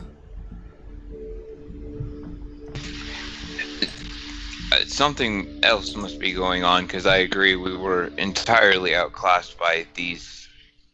Faerun, can you still track your book? Not if it's beyond 1,000 feet. I can try. That's why I'm asking. I'll give it a shot. Nothing registers, Valron. Yeah, no, it's beyond my reach. If it comes back within my reach, I can still sense it, but I would have to know kind of when to cast it. Yeah, you make a note of that in the back of your mind there, Valron. McCarvin kind of sits up, like, he's kind of squinting his eyes, kind of getting his sense. He's like, it's not that we're out of class, we are outnumbered, but the peons were nothing. I was kicking that ass. But that main guy, I've never fought someone like that. He didn't even draw his weapons out. It's like he was playing with me. And with 1-2 moves, he took me out. So I agree with you in a sense. We are classed when it comes to him, in a sense, one-on-one, but the other guys, I get a sense that they are professional assassins. And now they've given us 3 days to leave the city. He kind of leans his head back. Whatever you guys decide, my head hurts. He's just sitting there, like, drinking water and trying to get his bearings. I think that we should probably send a message to Amarun at this time and see what she thinks of the turnout of the situation, because it appears that the hero house that they said to not interfere with is doing lots of evil. How long will it take to get a message, though? I can do it. I can do it instantly. We have to make sure we're doing this from a secure place. We're not doing it here. Yeah. Well, they're now going to be tracking us for the next 3 days. Would knowledge arcana allow me to know if someone can interfere in my ascending? Because I don't know if they can. No, they can't. That sending messages person to person. They would have to almost be scrying on me, right? Or Scrying you at the time success. to know that you're sending the message to kind of pick up. You think unless they're a god, they ain't going to be able to do that. Yeah, I said as long as I'm in a dark room where no one can see me, that should be more than sufficient for me to send a message to her or someone else. Well, let's make sure that we get someplace secure first, and then we can do that. All right. So you guys kind of scoop up all your weapons, get all your equipment and stuff. You kind of pick up McCarvin, who looks pissed, but he kind of... Can I make one investigation check of the area before we leave? Yeah, go ahead. Are you guys going to do anything with those 2 guys that are unconscious next to you? Yeah, I'm going to be checking out and seeing their brooch and everything. They have a house trail on, like a brooch or something on them, right? No, those are Lady Egas smugglers. Oh, okay. None of their guys were left. Yeah, I had intimidation. They revived first, their 2 guys that were hurt 20. by McCarbin and took them. Yeah, by the time you get over there, you see that they've been hit. You look at their necks; they were hit with sleeping darts.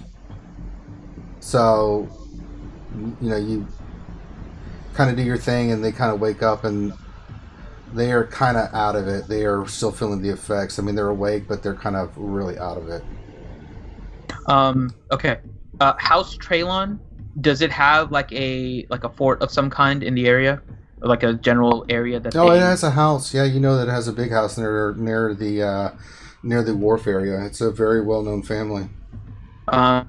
I would suggest we go over there and see if you can locate an object inside of House Traylon, Velron, so we can see whether or not this is actually a House Traylon thing or whether it's an underground syndicate of it.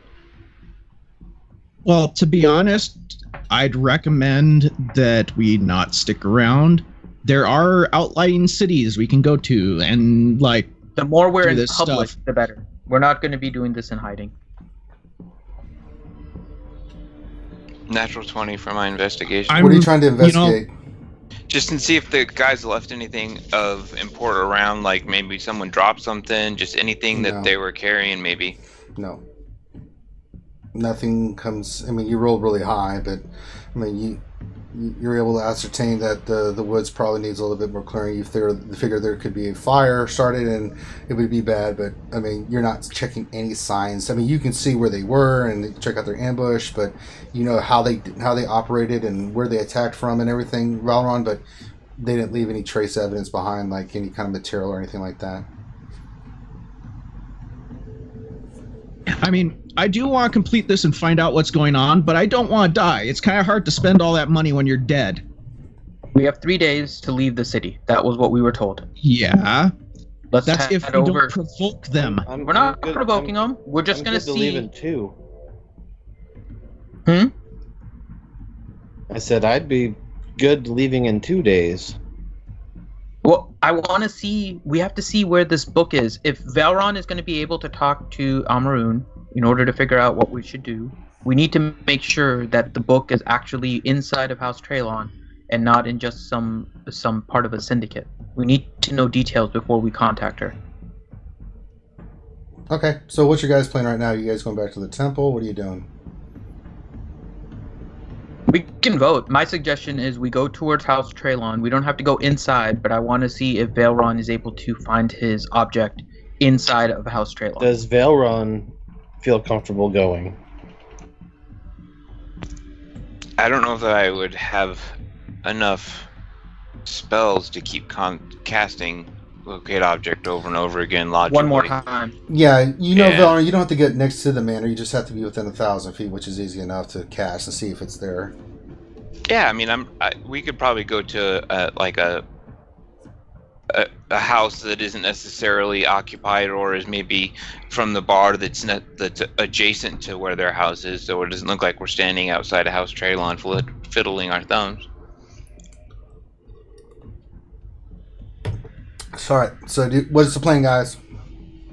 I think we need at least some sort of recuperation and rest so we can, if there is anything that may possibly happen, we're prepared to defend ourselves. Stay in public. Well, I don't think we're going to get attacked in the middle of a city. Yeah, McCarver's like, that makes sense. Let's walk the main roads back to the temple. We can recover there, correct our wits, and then we can figure out a plan. Are we going to go towards House Traylon to see if the book is there first? If we stay in sight, it's fine. If you guys want to do that, you don't have to get next to it. I could go with Safai. Someone goes with Valron, you just go near it. You can be in an alleyway and cast a spell and see if you pick up anything. Okay, yeah, I can do that. I can go with Valoron if that's what he would do. Okay. Sounds like a plan. Alright, so you guys go back to the temple, battered and bruised. Do you guys take those 2 guys with you? They cannot walk. They are pretty out of it. I mean, you'd have to help carry them. How about this? I use my second shape and become a warhorse and give them a ride. There you go. So you guys load these guys up. They are completely out of it. I mean, they're awake, but they're kind of like, it's like, oh, God. Hopefully we can get some answers from them. All right, so you guys make it back to the temple, and then start healing up and stuff like that. Denton immediately notices you guys return. Is like, my God, what happened? We met some trouble. Please come in. He takes you to a our room and dwarf like he friend calls picked a for fight. servants, and they start immediately helping you. You know, bandaging you up and healing, using healing powers on you, so you guys get your health back and everything. McCarvin gets the special attention, and you know, because he took. You can see he was in the fight for his life.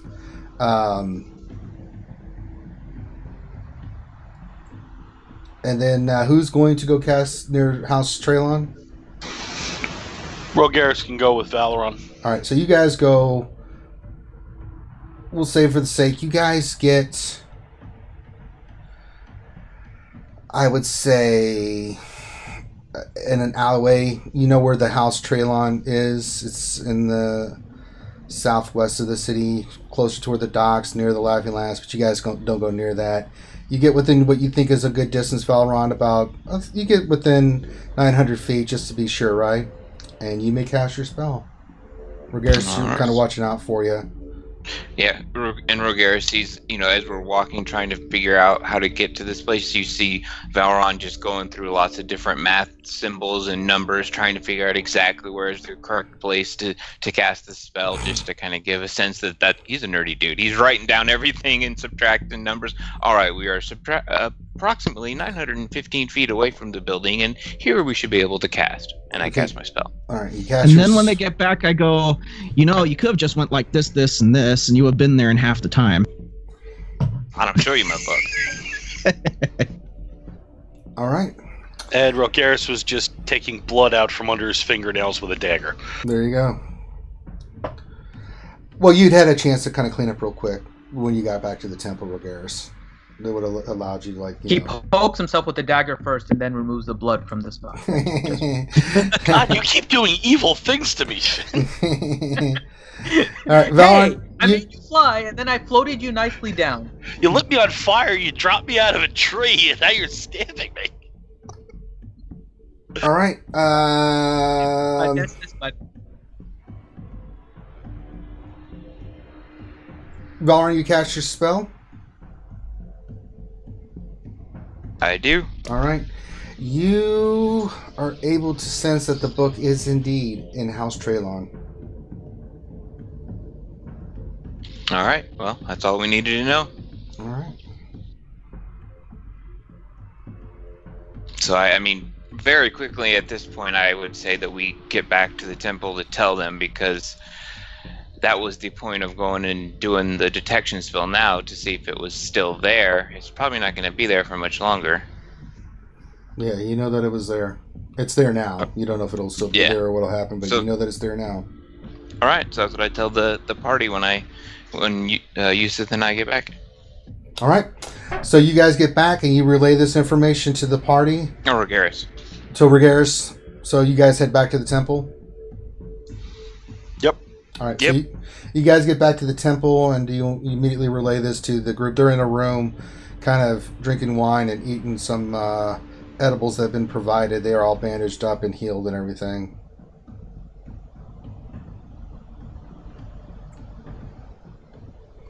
So yeah, it does appear like the item is still in House Traylon.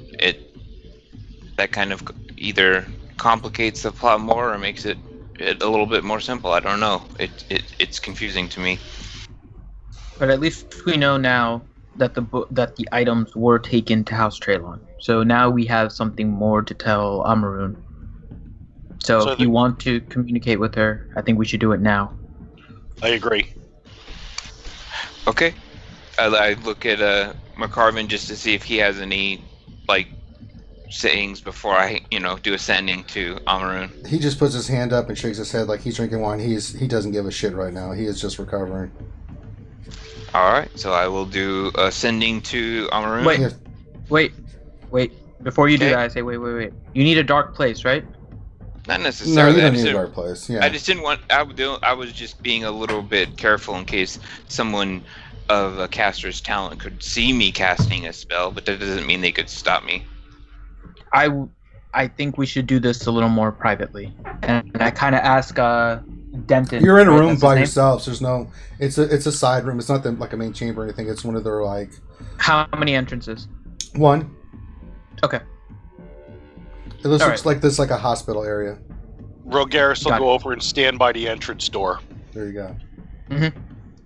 All right, so you'll see me take out my holy symbol of my star, and I'll begin just kind of twirling it in a circle, and my eyes will kind of glow a bluish color, and you hear me start kind of talking in a faraway voice. You can't even really understand it. But What are you see my sending to Amarin? You have 25 words. Yeah, I'm gonna say that in a second. So that was just describing what it looked like. So to Amaroon, she receives, Amaroon, it seems like matters are more complicated. We were just nearly killed by members of House Traylon. Any suggestions? All right. You wait, and then a few minutes pass, and then you get in a loud, boisterous response. You get it's like someone just typed in caps to you. You hear screaming in your head. Bullshit. Hang tight, I'll be right there. And that's all you receive. Okay, I think we should just get some wine and some dinner ready.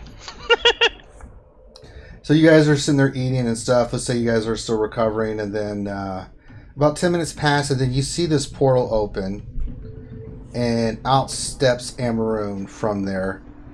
In her normal wears, you see her with this all the time, and her face looks right at you, Valron, and is like, what in the hell kind of message was that? What are you guys doing over here?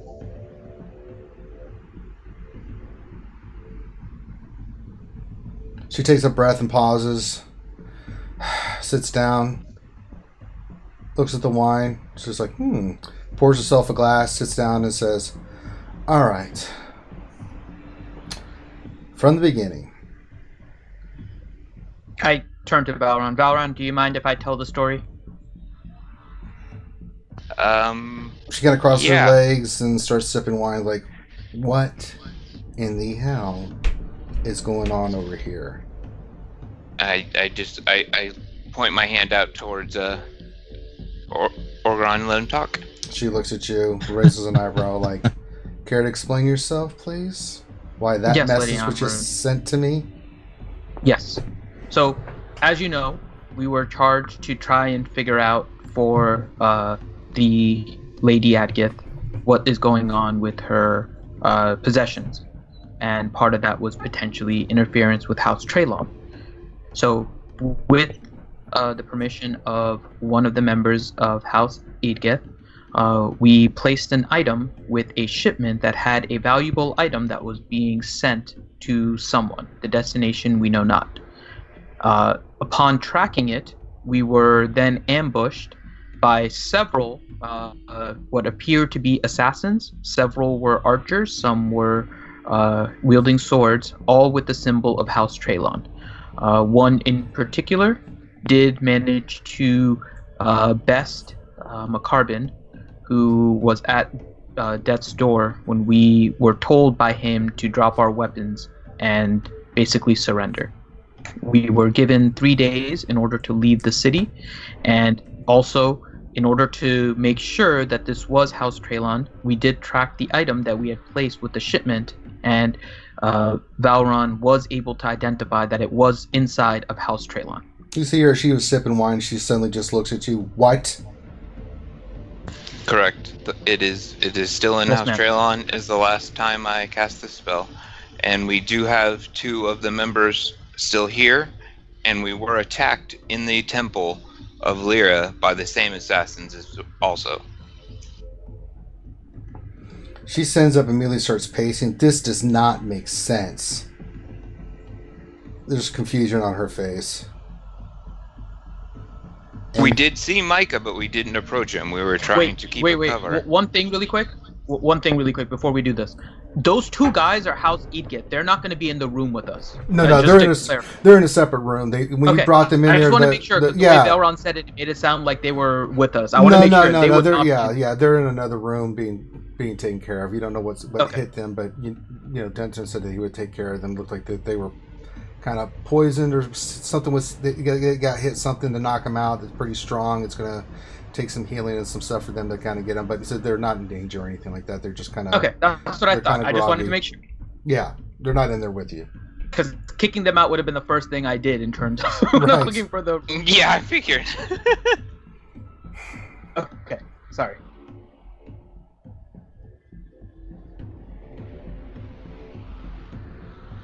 So she was pacing. She's still pacing. She's thinking.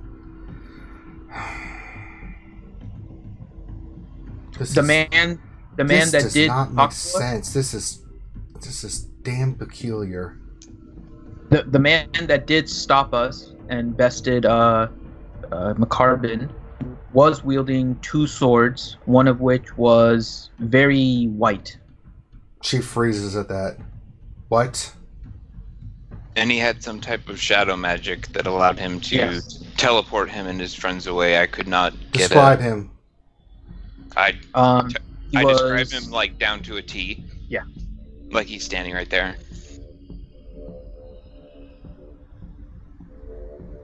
And McCarbin, do you know anything about his fighting style? All I know is he's fucking good. Way more better than I could ever be at my current level. It's like trying to hit something you couldn't even try to hit. I was wasting my time. It's like he was playing with me. It's just like, never heard of the man. The sword sounds familiar, but from your description, they sound like. Did you get a sense that they were hired by House Traylon, or that they were actual representatives of House Traylon? How did they present themselves to you? They said they were doing the work of House Traylon. And each time we've been attacked, they've had symbols of House Traylon on them. That doesn't even make sense. So I have a feeling that they're more than likely hired by Traylon. If it's even Traylon, I don't know why they would openly wear the symbol if they were hired by them to kind of surreptitiously do things. It kind of is like, here, look at me. Prove a point. And from our gathering of information,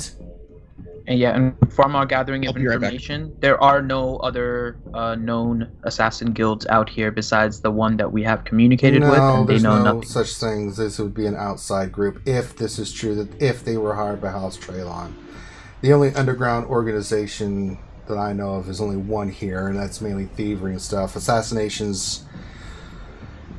Unfortunately, Cormyr is known throughout its history for this kind of nonsense, but guilds themselves do not exist in Cormyr that we know of. But then again, underground stuff is underground stuff.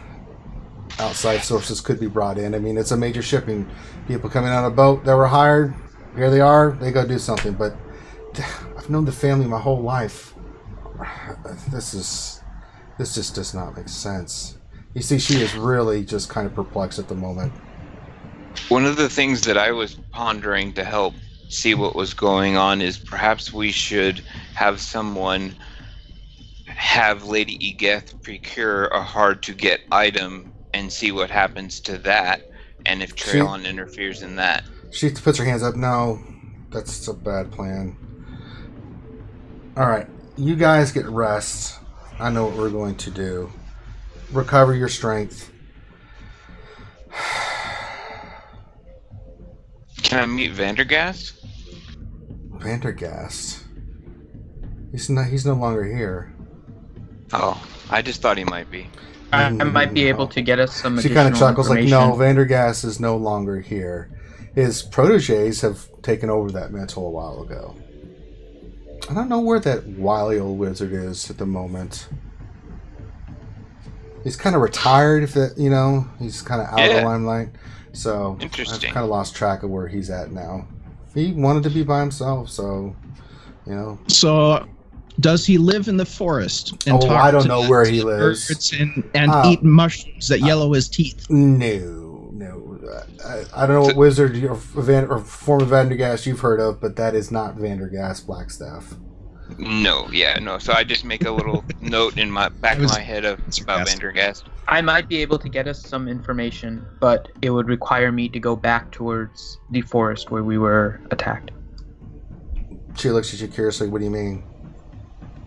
So they had planned their ambush for a while. I could speak with the plants and the trees there to see if they had given any other information. At the time, we were in a hurry to make sure that McCarbin and Morgrim, who were near death, had survived. But I can speak with the trees and see if there's any other information I can gather.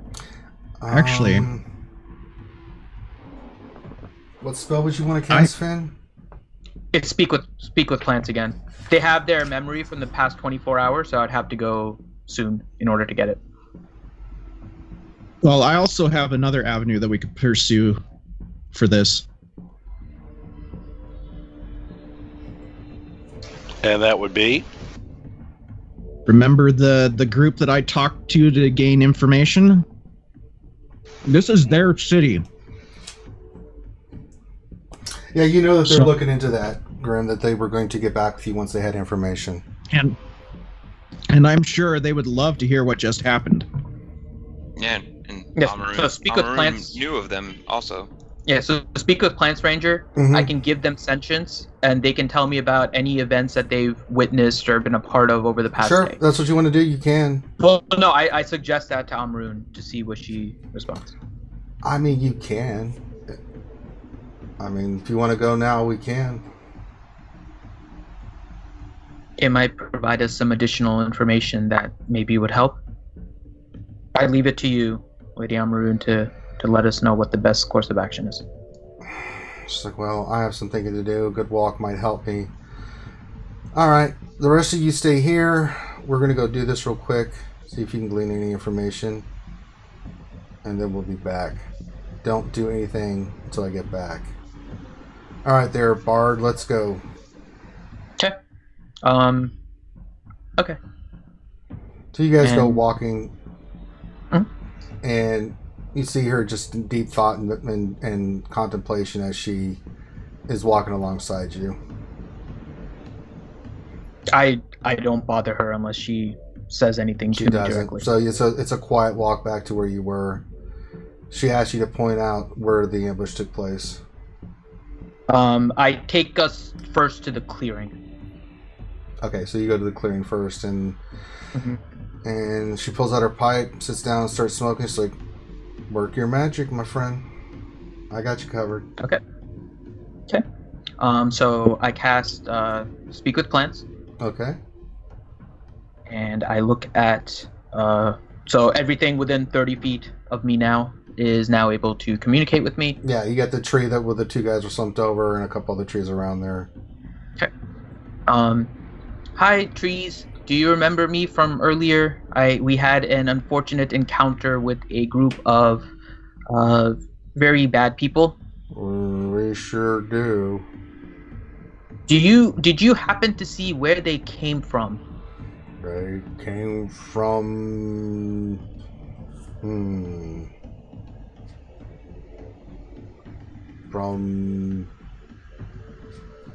They just kind of showed up here in the woods.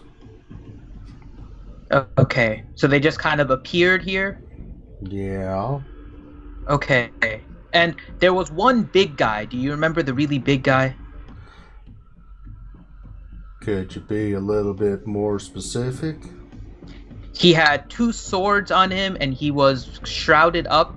He was a little bit bigger and seemed a little bit tougher than the other ones. Oh, I remember that guy, yeah. Did he say anything when he was here? They didn't really talk much other than the conversation you guys had after your little fracas. They mainly used hand signals and stuff.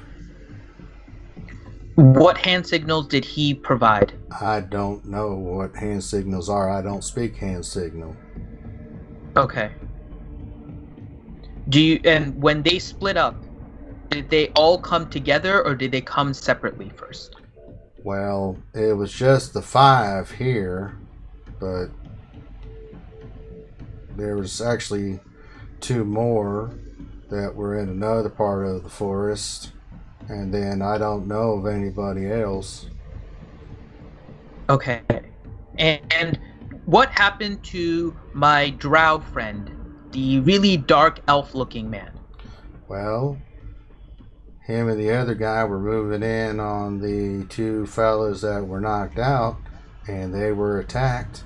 The one guy ran off, and it was 5-on-1, and he fought bravely, tried to get away, but they kind of cut his escape route off, and he took 2 of them down and was kind of holding his own, and then the other guy with the sword stepped in and seemed like he overpowered him pretty easily.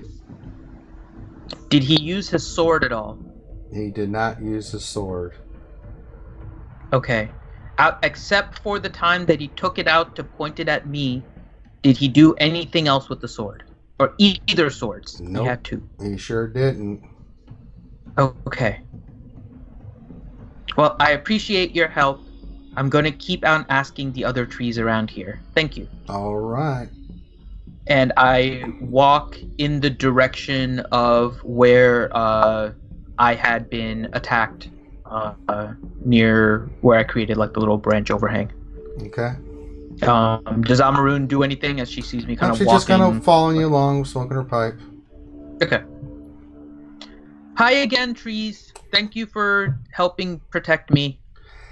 Hey, buddy.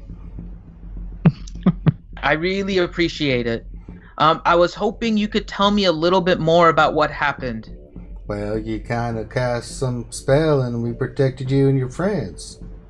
Well, no, not that. That I know and that I appreciate. Well, you're welcome. But my question is, the 2 guys that were attacking us, how did they end up in your tree?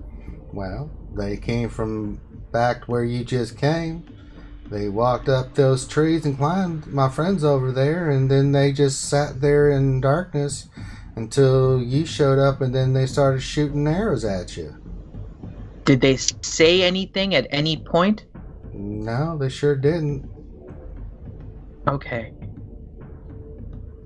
Anything you noticed about what they were wearing? They were wearing black stuff. Okay. Did they have what looked like darts on them, or was it all just their bow and arrow? What would they have? We just saw the bows and the swords when that other feller came up there and started attacking one of them. Okay. There was one big guy. He had 2 swords, and he was bigger, and he seemed like the leader. Didn't see anybody like that over here. Okay. So he was just hanging around over near the other area, so you didn't see him. I didn't see anybody like that, friend. Okay. Have you ever seen them? Oh no, they wouldn't know that. Okay. All right. Well, thank you very much. You're welcome, little friend. And I start walking back towards the other clearing. The one where you were just at? Yeah. Okay. Yep. Sorry, trees. I have one more question for you. Well, when did they take the items? What other questions do you have there, friend?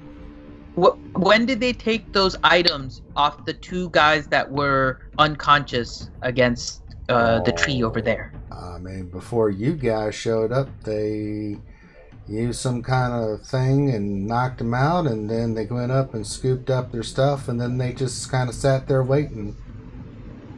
Who took the items? Was it the big guy or one of the little guys? It was one of the little guys. Did they give it to the big guy at all?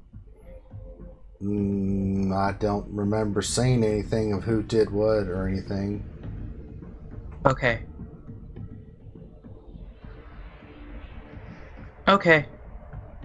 And I kind of turn to Amaroon. She's just sitting there looking at you amused. So they were only able to say that they just teleported here, They poisoned the two guys and then took their items and then dispersed, almost as if they knew that we were here afterwards. But they didn't, unfortunately, say anything. They just spoke with hand signals. The big guy didn't use his sword at all, except to show it to us to threaten us. She looks at you inquisitively. It's like, what do you ascertain from this information? Unfortunately, the only thing I can ascertain is that they're a very skilled group of professionals.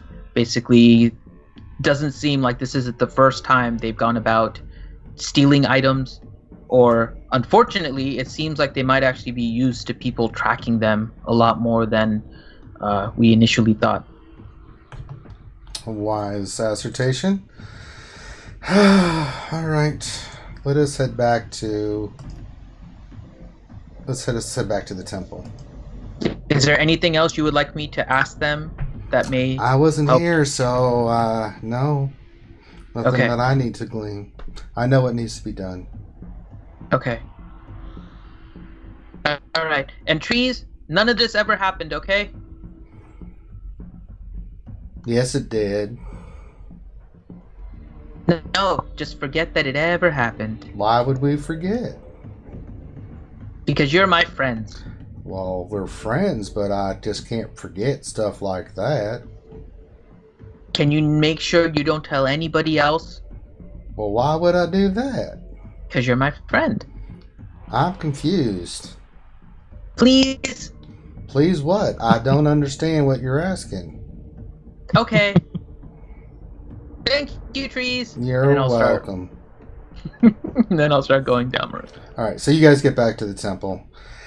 What you can do, Amarin kind of guides you guys, like, alright, here's a plan. I'm going to get to the bottom of this. Get some rest. Tomorrow, I'm going to speak to Micah.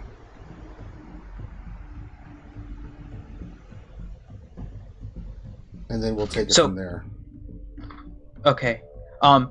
We have no visualization on them, but they obviously know what we look like. We haven't spoken to Micah since we've gotten here, as we didn't know what his position was in all of this. She kind of looks at you flabbergasted. What do you mean? I told you to speak to Micah. When we got further information, it sounded like it was something happening inside of House Traylon, and we couldn't know for sure whether it was Micah or one of the other members of the house that was leading this, as it seemed like it was fought an underground alongside Micah in the wars. I told you to speak to Micah. The wizard was very impatient and said, I wanted to many times. They wouldn't let me. Right. We felt it would jeopardize our mission with House Edgith, which would have jeopardized that entire mission as well. Alright. Get some rest. We're going to go talk to Micah tomorrow. And she kind of walks out. Okay. Alright, anything you guys want to do during the night? Other than sleep? Yes. She definitely looks like she wants to be alone. Yeah, she just walks away. Okay. I asked for a windowless room with only one entry. Tintin looks at you and he's like, okay. So he gets you one of the rooms that are further inside the temple that does not have a window. Morning, Graham. Yep. But on another note, my character's getting drunk tonight. I'm sorry. He almost died. He's getting drunk. Yep. You are more than able to ascertain lots of wine, and you are able to get snookered. All right. Anybody else? McCarver will kind of join you. Is it already dusk? Is it late afternoon? It's late evening. Yusuf is always drinking. Yeah. I'll hang around Morngrim until we go into the room. You see him getting tore up from the floor. Oh yeah, this is nothing new. Don't worry, this is nothing. McCarver drinks a lot, will go but and doesn't. sit with them. Yeah, you guys are all sitting there He'll sharpen drinking his and axe. stuff. And then McCarver's like, well, tomorrow's another day. I've had too much wine, I go to bed. And he just stands up and walks out and goes to his room. Oh, one thing. Rogaris. Yes. I haven't tried it since you got your new armor. Can I try to see if we can heat your armor, and then you can see if you can stand it? Yeah. Okay. What are you trying to I cast do? Heat metal. I'm casting heat metal on his armor that now has the fire resistance and stuff. Jesus. I'm standing by with healing ready if needed. God. Oh, I'm staying quiet. This is gonna be hilarious. All right, cast it, Oregon. And I cast it. I cast heat metal on his armor. I don't feel any different. Rogaris will walk over and look out the window and lean against the drapes.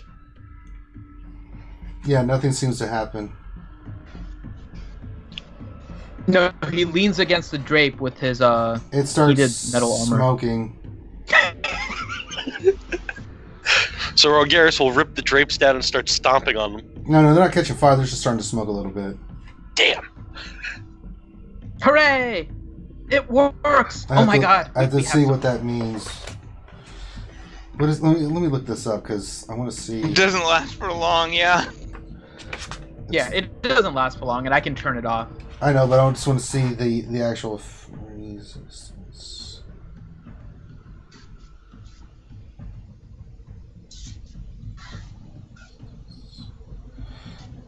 Doesn't really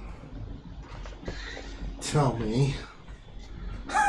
You guys are knuckleheads. Imagine having to look up to see if you take some damage or take no damage. Fire resistance. A suit of armor with this ability has a reddish hue and often the armor absorbs the first 10 points of fire damage per attack that the wearer would normally take. Okay. Okay. Sounds like he's got to roll damage. Yeah, roll damage, Finn. Well, so so it's 2d8, so Mhm. potentially you can take damage. Okay. So roll damage. Come on, delayed. Woohoo! 7. All right.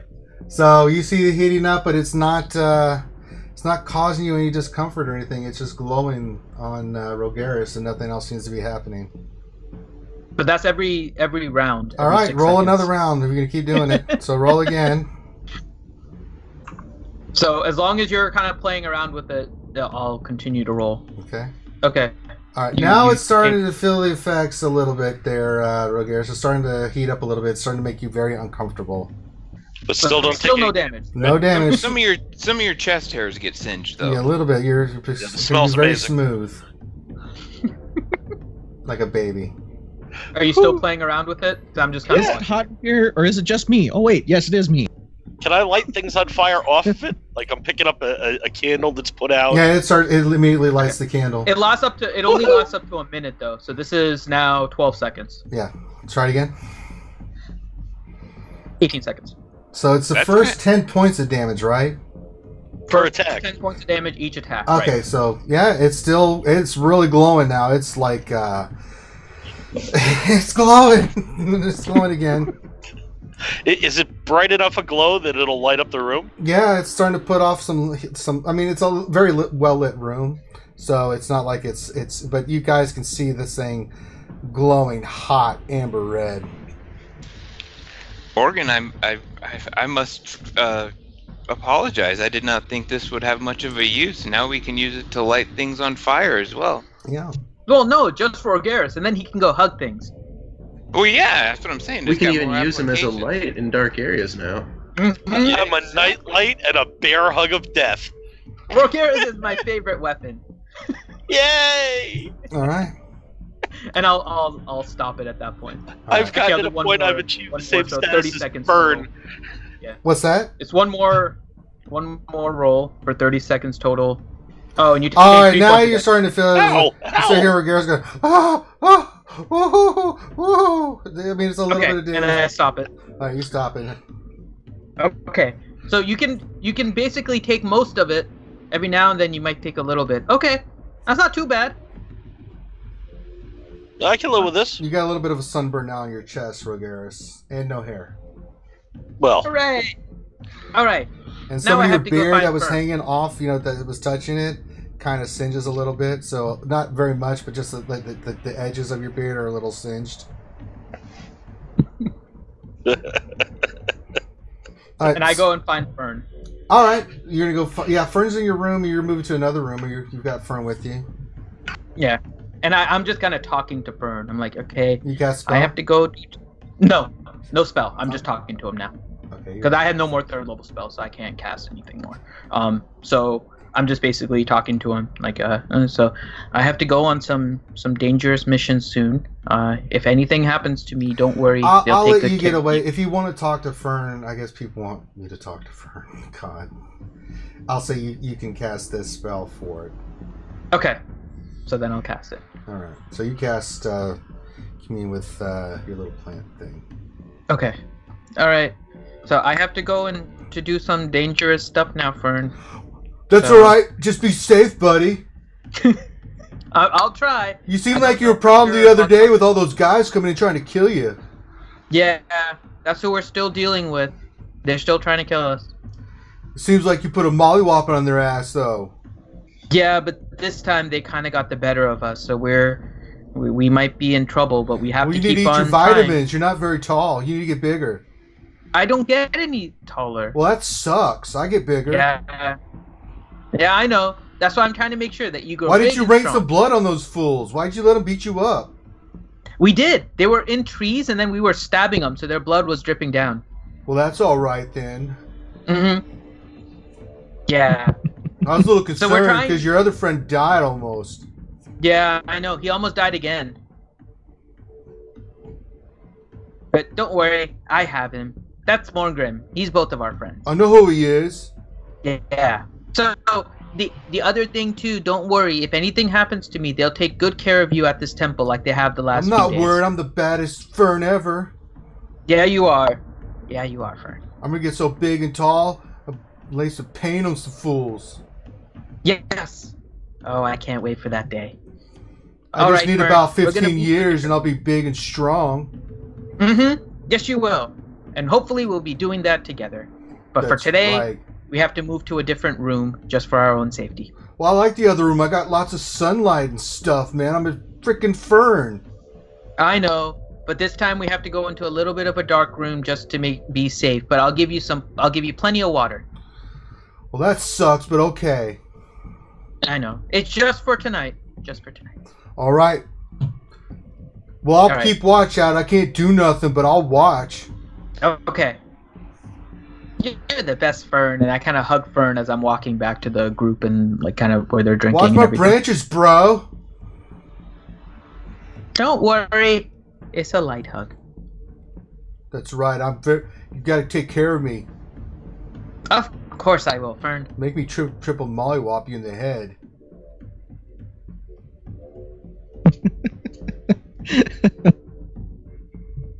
All right. All right. So your That's pretty much it. conversation with Fern is over. All right. Valron would like to talk to Celestra a little bit. Go for it. So Celestra, so I understand that you were displaced from the area around Mithranor as well? Tails. Okay, Tails on mute. I think so. You may very well be. Tails. Tails. All right. So you do not talk to She Celestia. said, "Be right She, back." like a lot of ladies, gives you the like silent an treatment. hour ago. I know, no one wants to talk to the wizard. She walks away, or is giving you the silent treatment. I don't know which. Okay. So that does not happen. She's drowning in a nice big old glass of ale or wine. Mm-hmm. All right. Anybody When else? I walk over to the table, though, I tell Morngrim, Fern realizes that you're dying a lot. Grumble, grumble. Drink more ale. Yeah. Make a Constitution saving throw at disadvantage, Morgrim.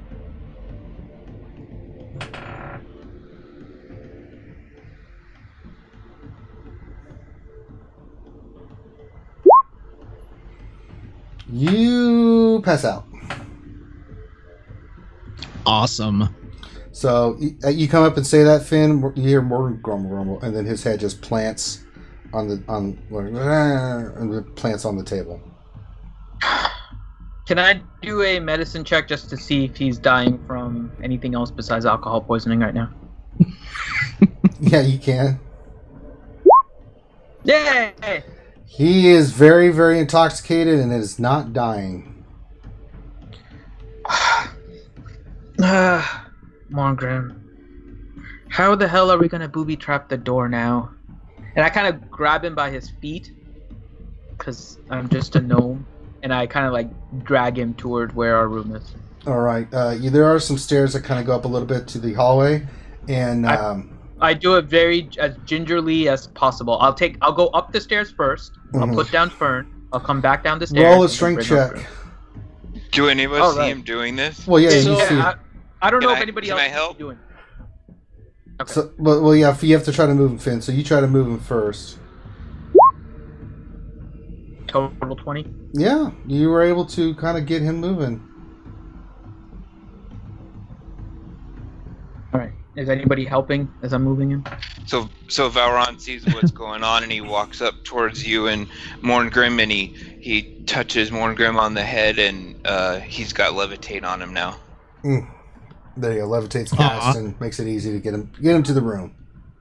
I don't know, for some strange reason, I pictured... You see Oregon just all of a sudden, like, he thinks for a second that his strength is so great because he started moving him. He's like, aha. And then all of a sudden he's like, holy God, I'm incredible. I totally go with it, too. Starts spinning him around like a pizza and stuff, like, ha-ha! Da, da, da, da, da, da, da. Okay, I won't bother doing that. Okay. Okay, I was so you, tempted to do a perform using Grim. yeah. Da, da, da, da, da, da, da, da, da, da, da. All right, anything else you guys want to do for the evening? Okay, so once we get into the room, I'm assuming Grim is still passed out. He is completely knocked the hell out. So I snore very loudly. So If Fern could speak around, he'd be like, God, shut that fool up. I'm trying to get some sleep here. So seeing what Morgan sucks, Grim has man. Why don't done you in just the get rid of past- him? I'm your bestest buddy. You don't need him.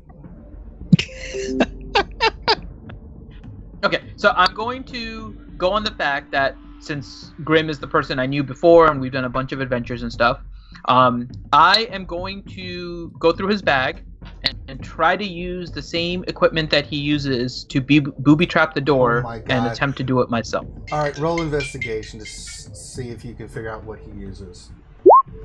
14? Okay, you are able to do it now. All it is string and a belt. Roll intelligence to figure this out, Oregon. Super with hard. Disadvantage. 15. Disadvantage. Oh, disadvantage? So 15. 15? Somehow, some way, you're able to set it up. There you go. Well, I should ask Morgan, how complicated of a trap and stuff is it? Usually something simple like, you take Bell the or string, something. wrap it around the door handle or knob. Okay, so and then pretty simple. have Okay, a yeah, so bell easily on you're the end. able, So yeah. pretty much it makes noise. That's Okay, all you're it able does. to hear it. So I mean, it's not like that. The whole, somebody opens the door and it trips, and a Rube Goldberg machine, and then the dude gets his head blown off by a shotgun that was sitting on the other side of the room. right. I don't think anything that complicated. So, all right. So that is, you guys get rest for the night, and that's where we're going to stop because it is now time for our characters to go to level 6. Yay! Hey. So we're going to do that live before we head out for the night. What stats does a level 6 Fern have? I have like 5,000 hit points, bro. We gotta make like mini weapons for him to hold in all his little branches, and you get 1,000 attacks. You just give him a bunch of toothpicks. I heard that. You're going to die. I just want to see a giant helmet Death on. by 10,000 toothpicks. It's a baloney, man. And you All right. all mocked me for getting Fern. Let's start with you, Oregon.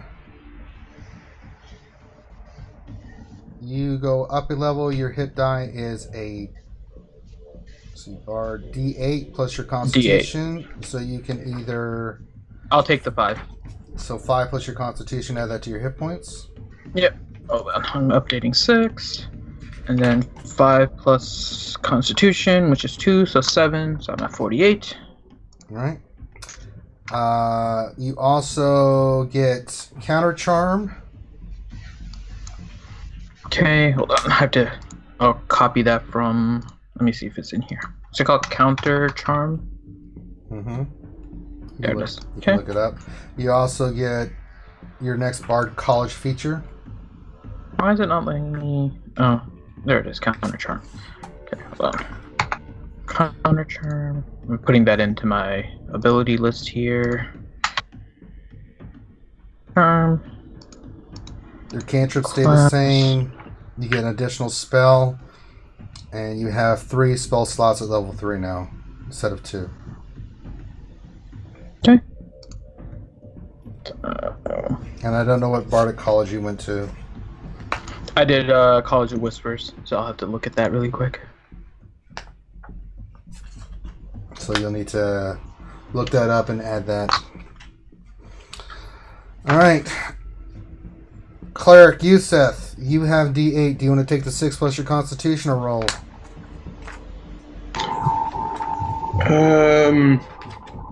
I'm not feeling lucky. I'll just take the 6. Alright, add your constitution and add that to your hit points. And then it would be another 1 because of my, Yeah, make sure you add that too there. yeah.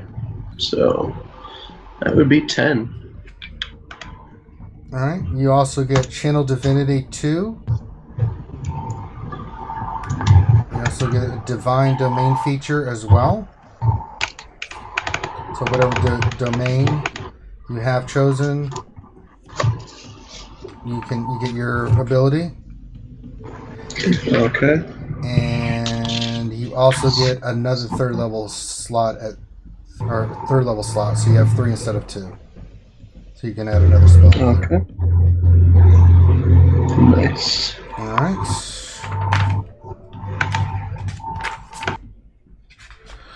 Let's see.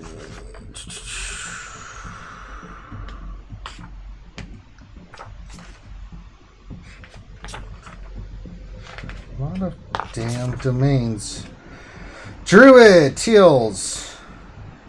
You get a Druid Circle feature.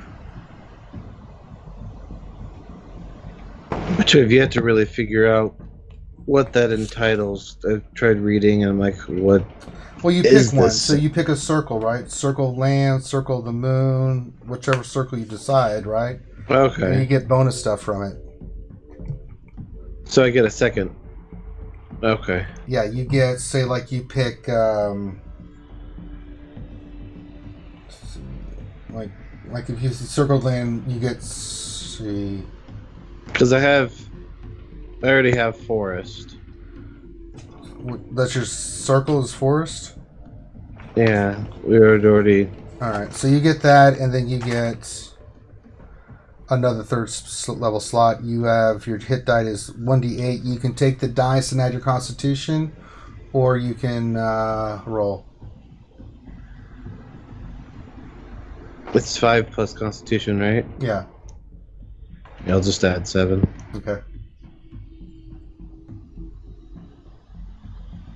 I think that's it for you. Well, get with me. We'll. All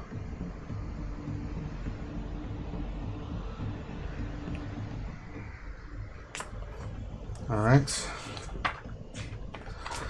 Rogaris, you get an ability score improvement, or you can choose a feat.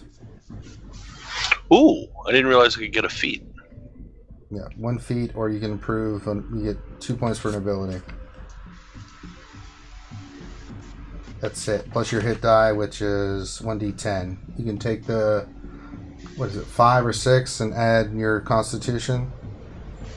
6. So is it a 5 or a 6? So you can roll 1d10 and take whatever you get, or you can just take 6 and add your constitution. I'll take the 6 plus my 4 for the constitution plus 2 for toughness. There you go. So it'll be 12. Yep. And then that's it for you. Let me go look at some feats.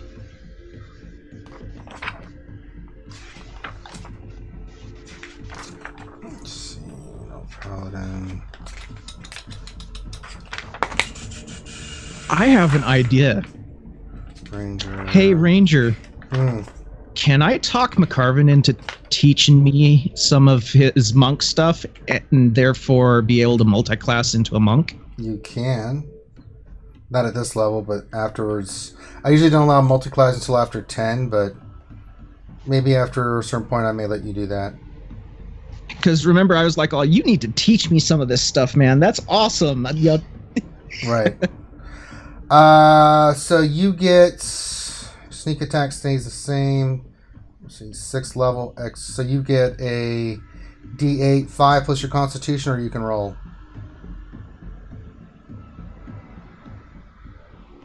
I will roll. Oh my god, you're gonna roll. Okay. So it's a D8 plus 5. Mm-hmm. So Coming roll from the a guy D8. that just died. Good luck.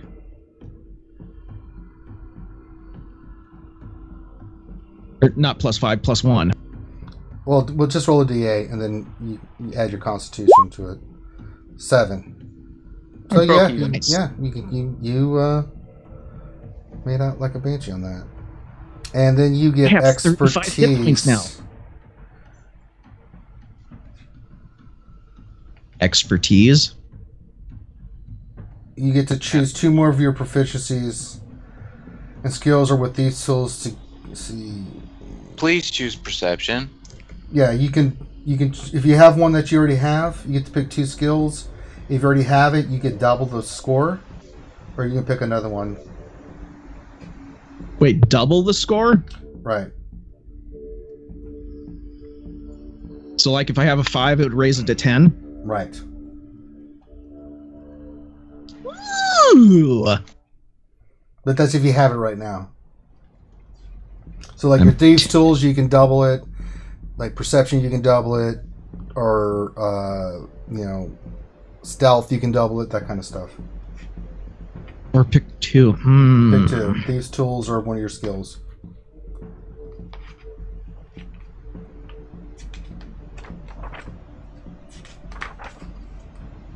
I'll do one of my skills, and I'll put it into You stealth. get 2 skills. You get 2 skills that you can do that with. Oh, okay. So we'll do perception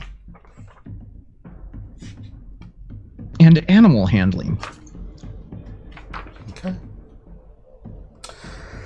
And Valron, you get your arcane tradition feature for 6th level, and you pick up another 3rd level slot for your spells.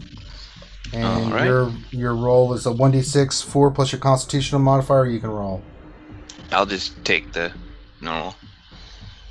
So d6 add your con, unless you need hit points. No, yeah, I don't want to. So if I don't roll, what do I take? You take 6 plus. I'm sorry, 4 plus your constitution. Okay, thank you. Are you gonna roll? Or you're gonna take the 4. I'm going to take the 4. All right, and you get your arcane tradition. See. Well, whatever arcane tradition you have should be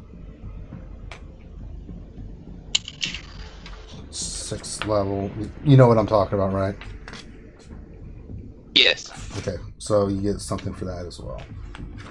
I think that covers everything.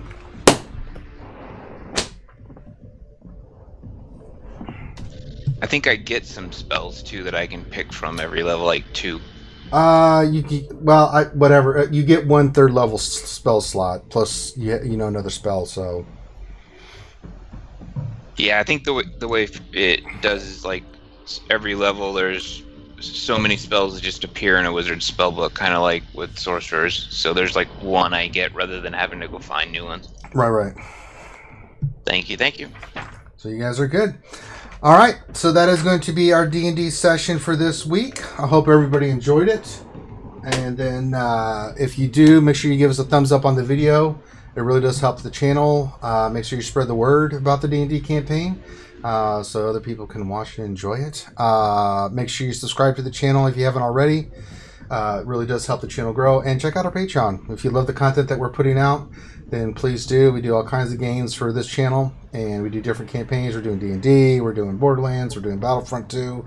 Our main stuff is Star Wars Galaxy Heroes. So we got a lot of stuff going on. So That being said, thank you all for stopping by and being here. Oh, sorry for the little delay we had, the 5 minutes where we were having a little bit of technical difficulties, but other than that, thank you guys for being here, and we will check you out next time. Peace.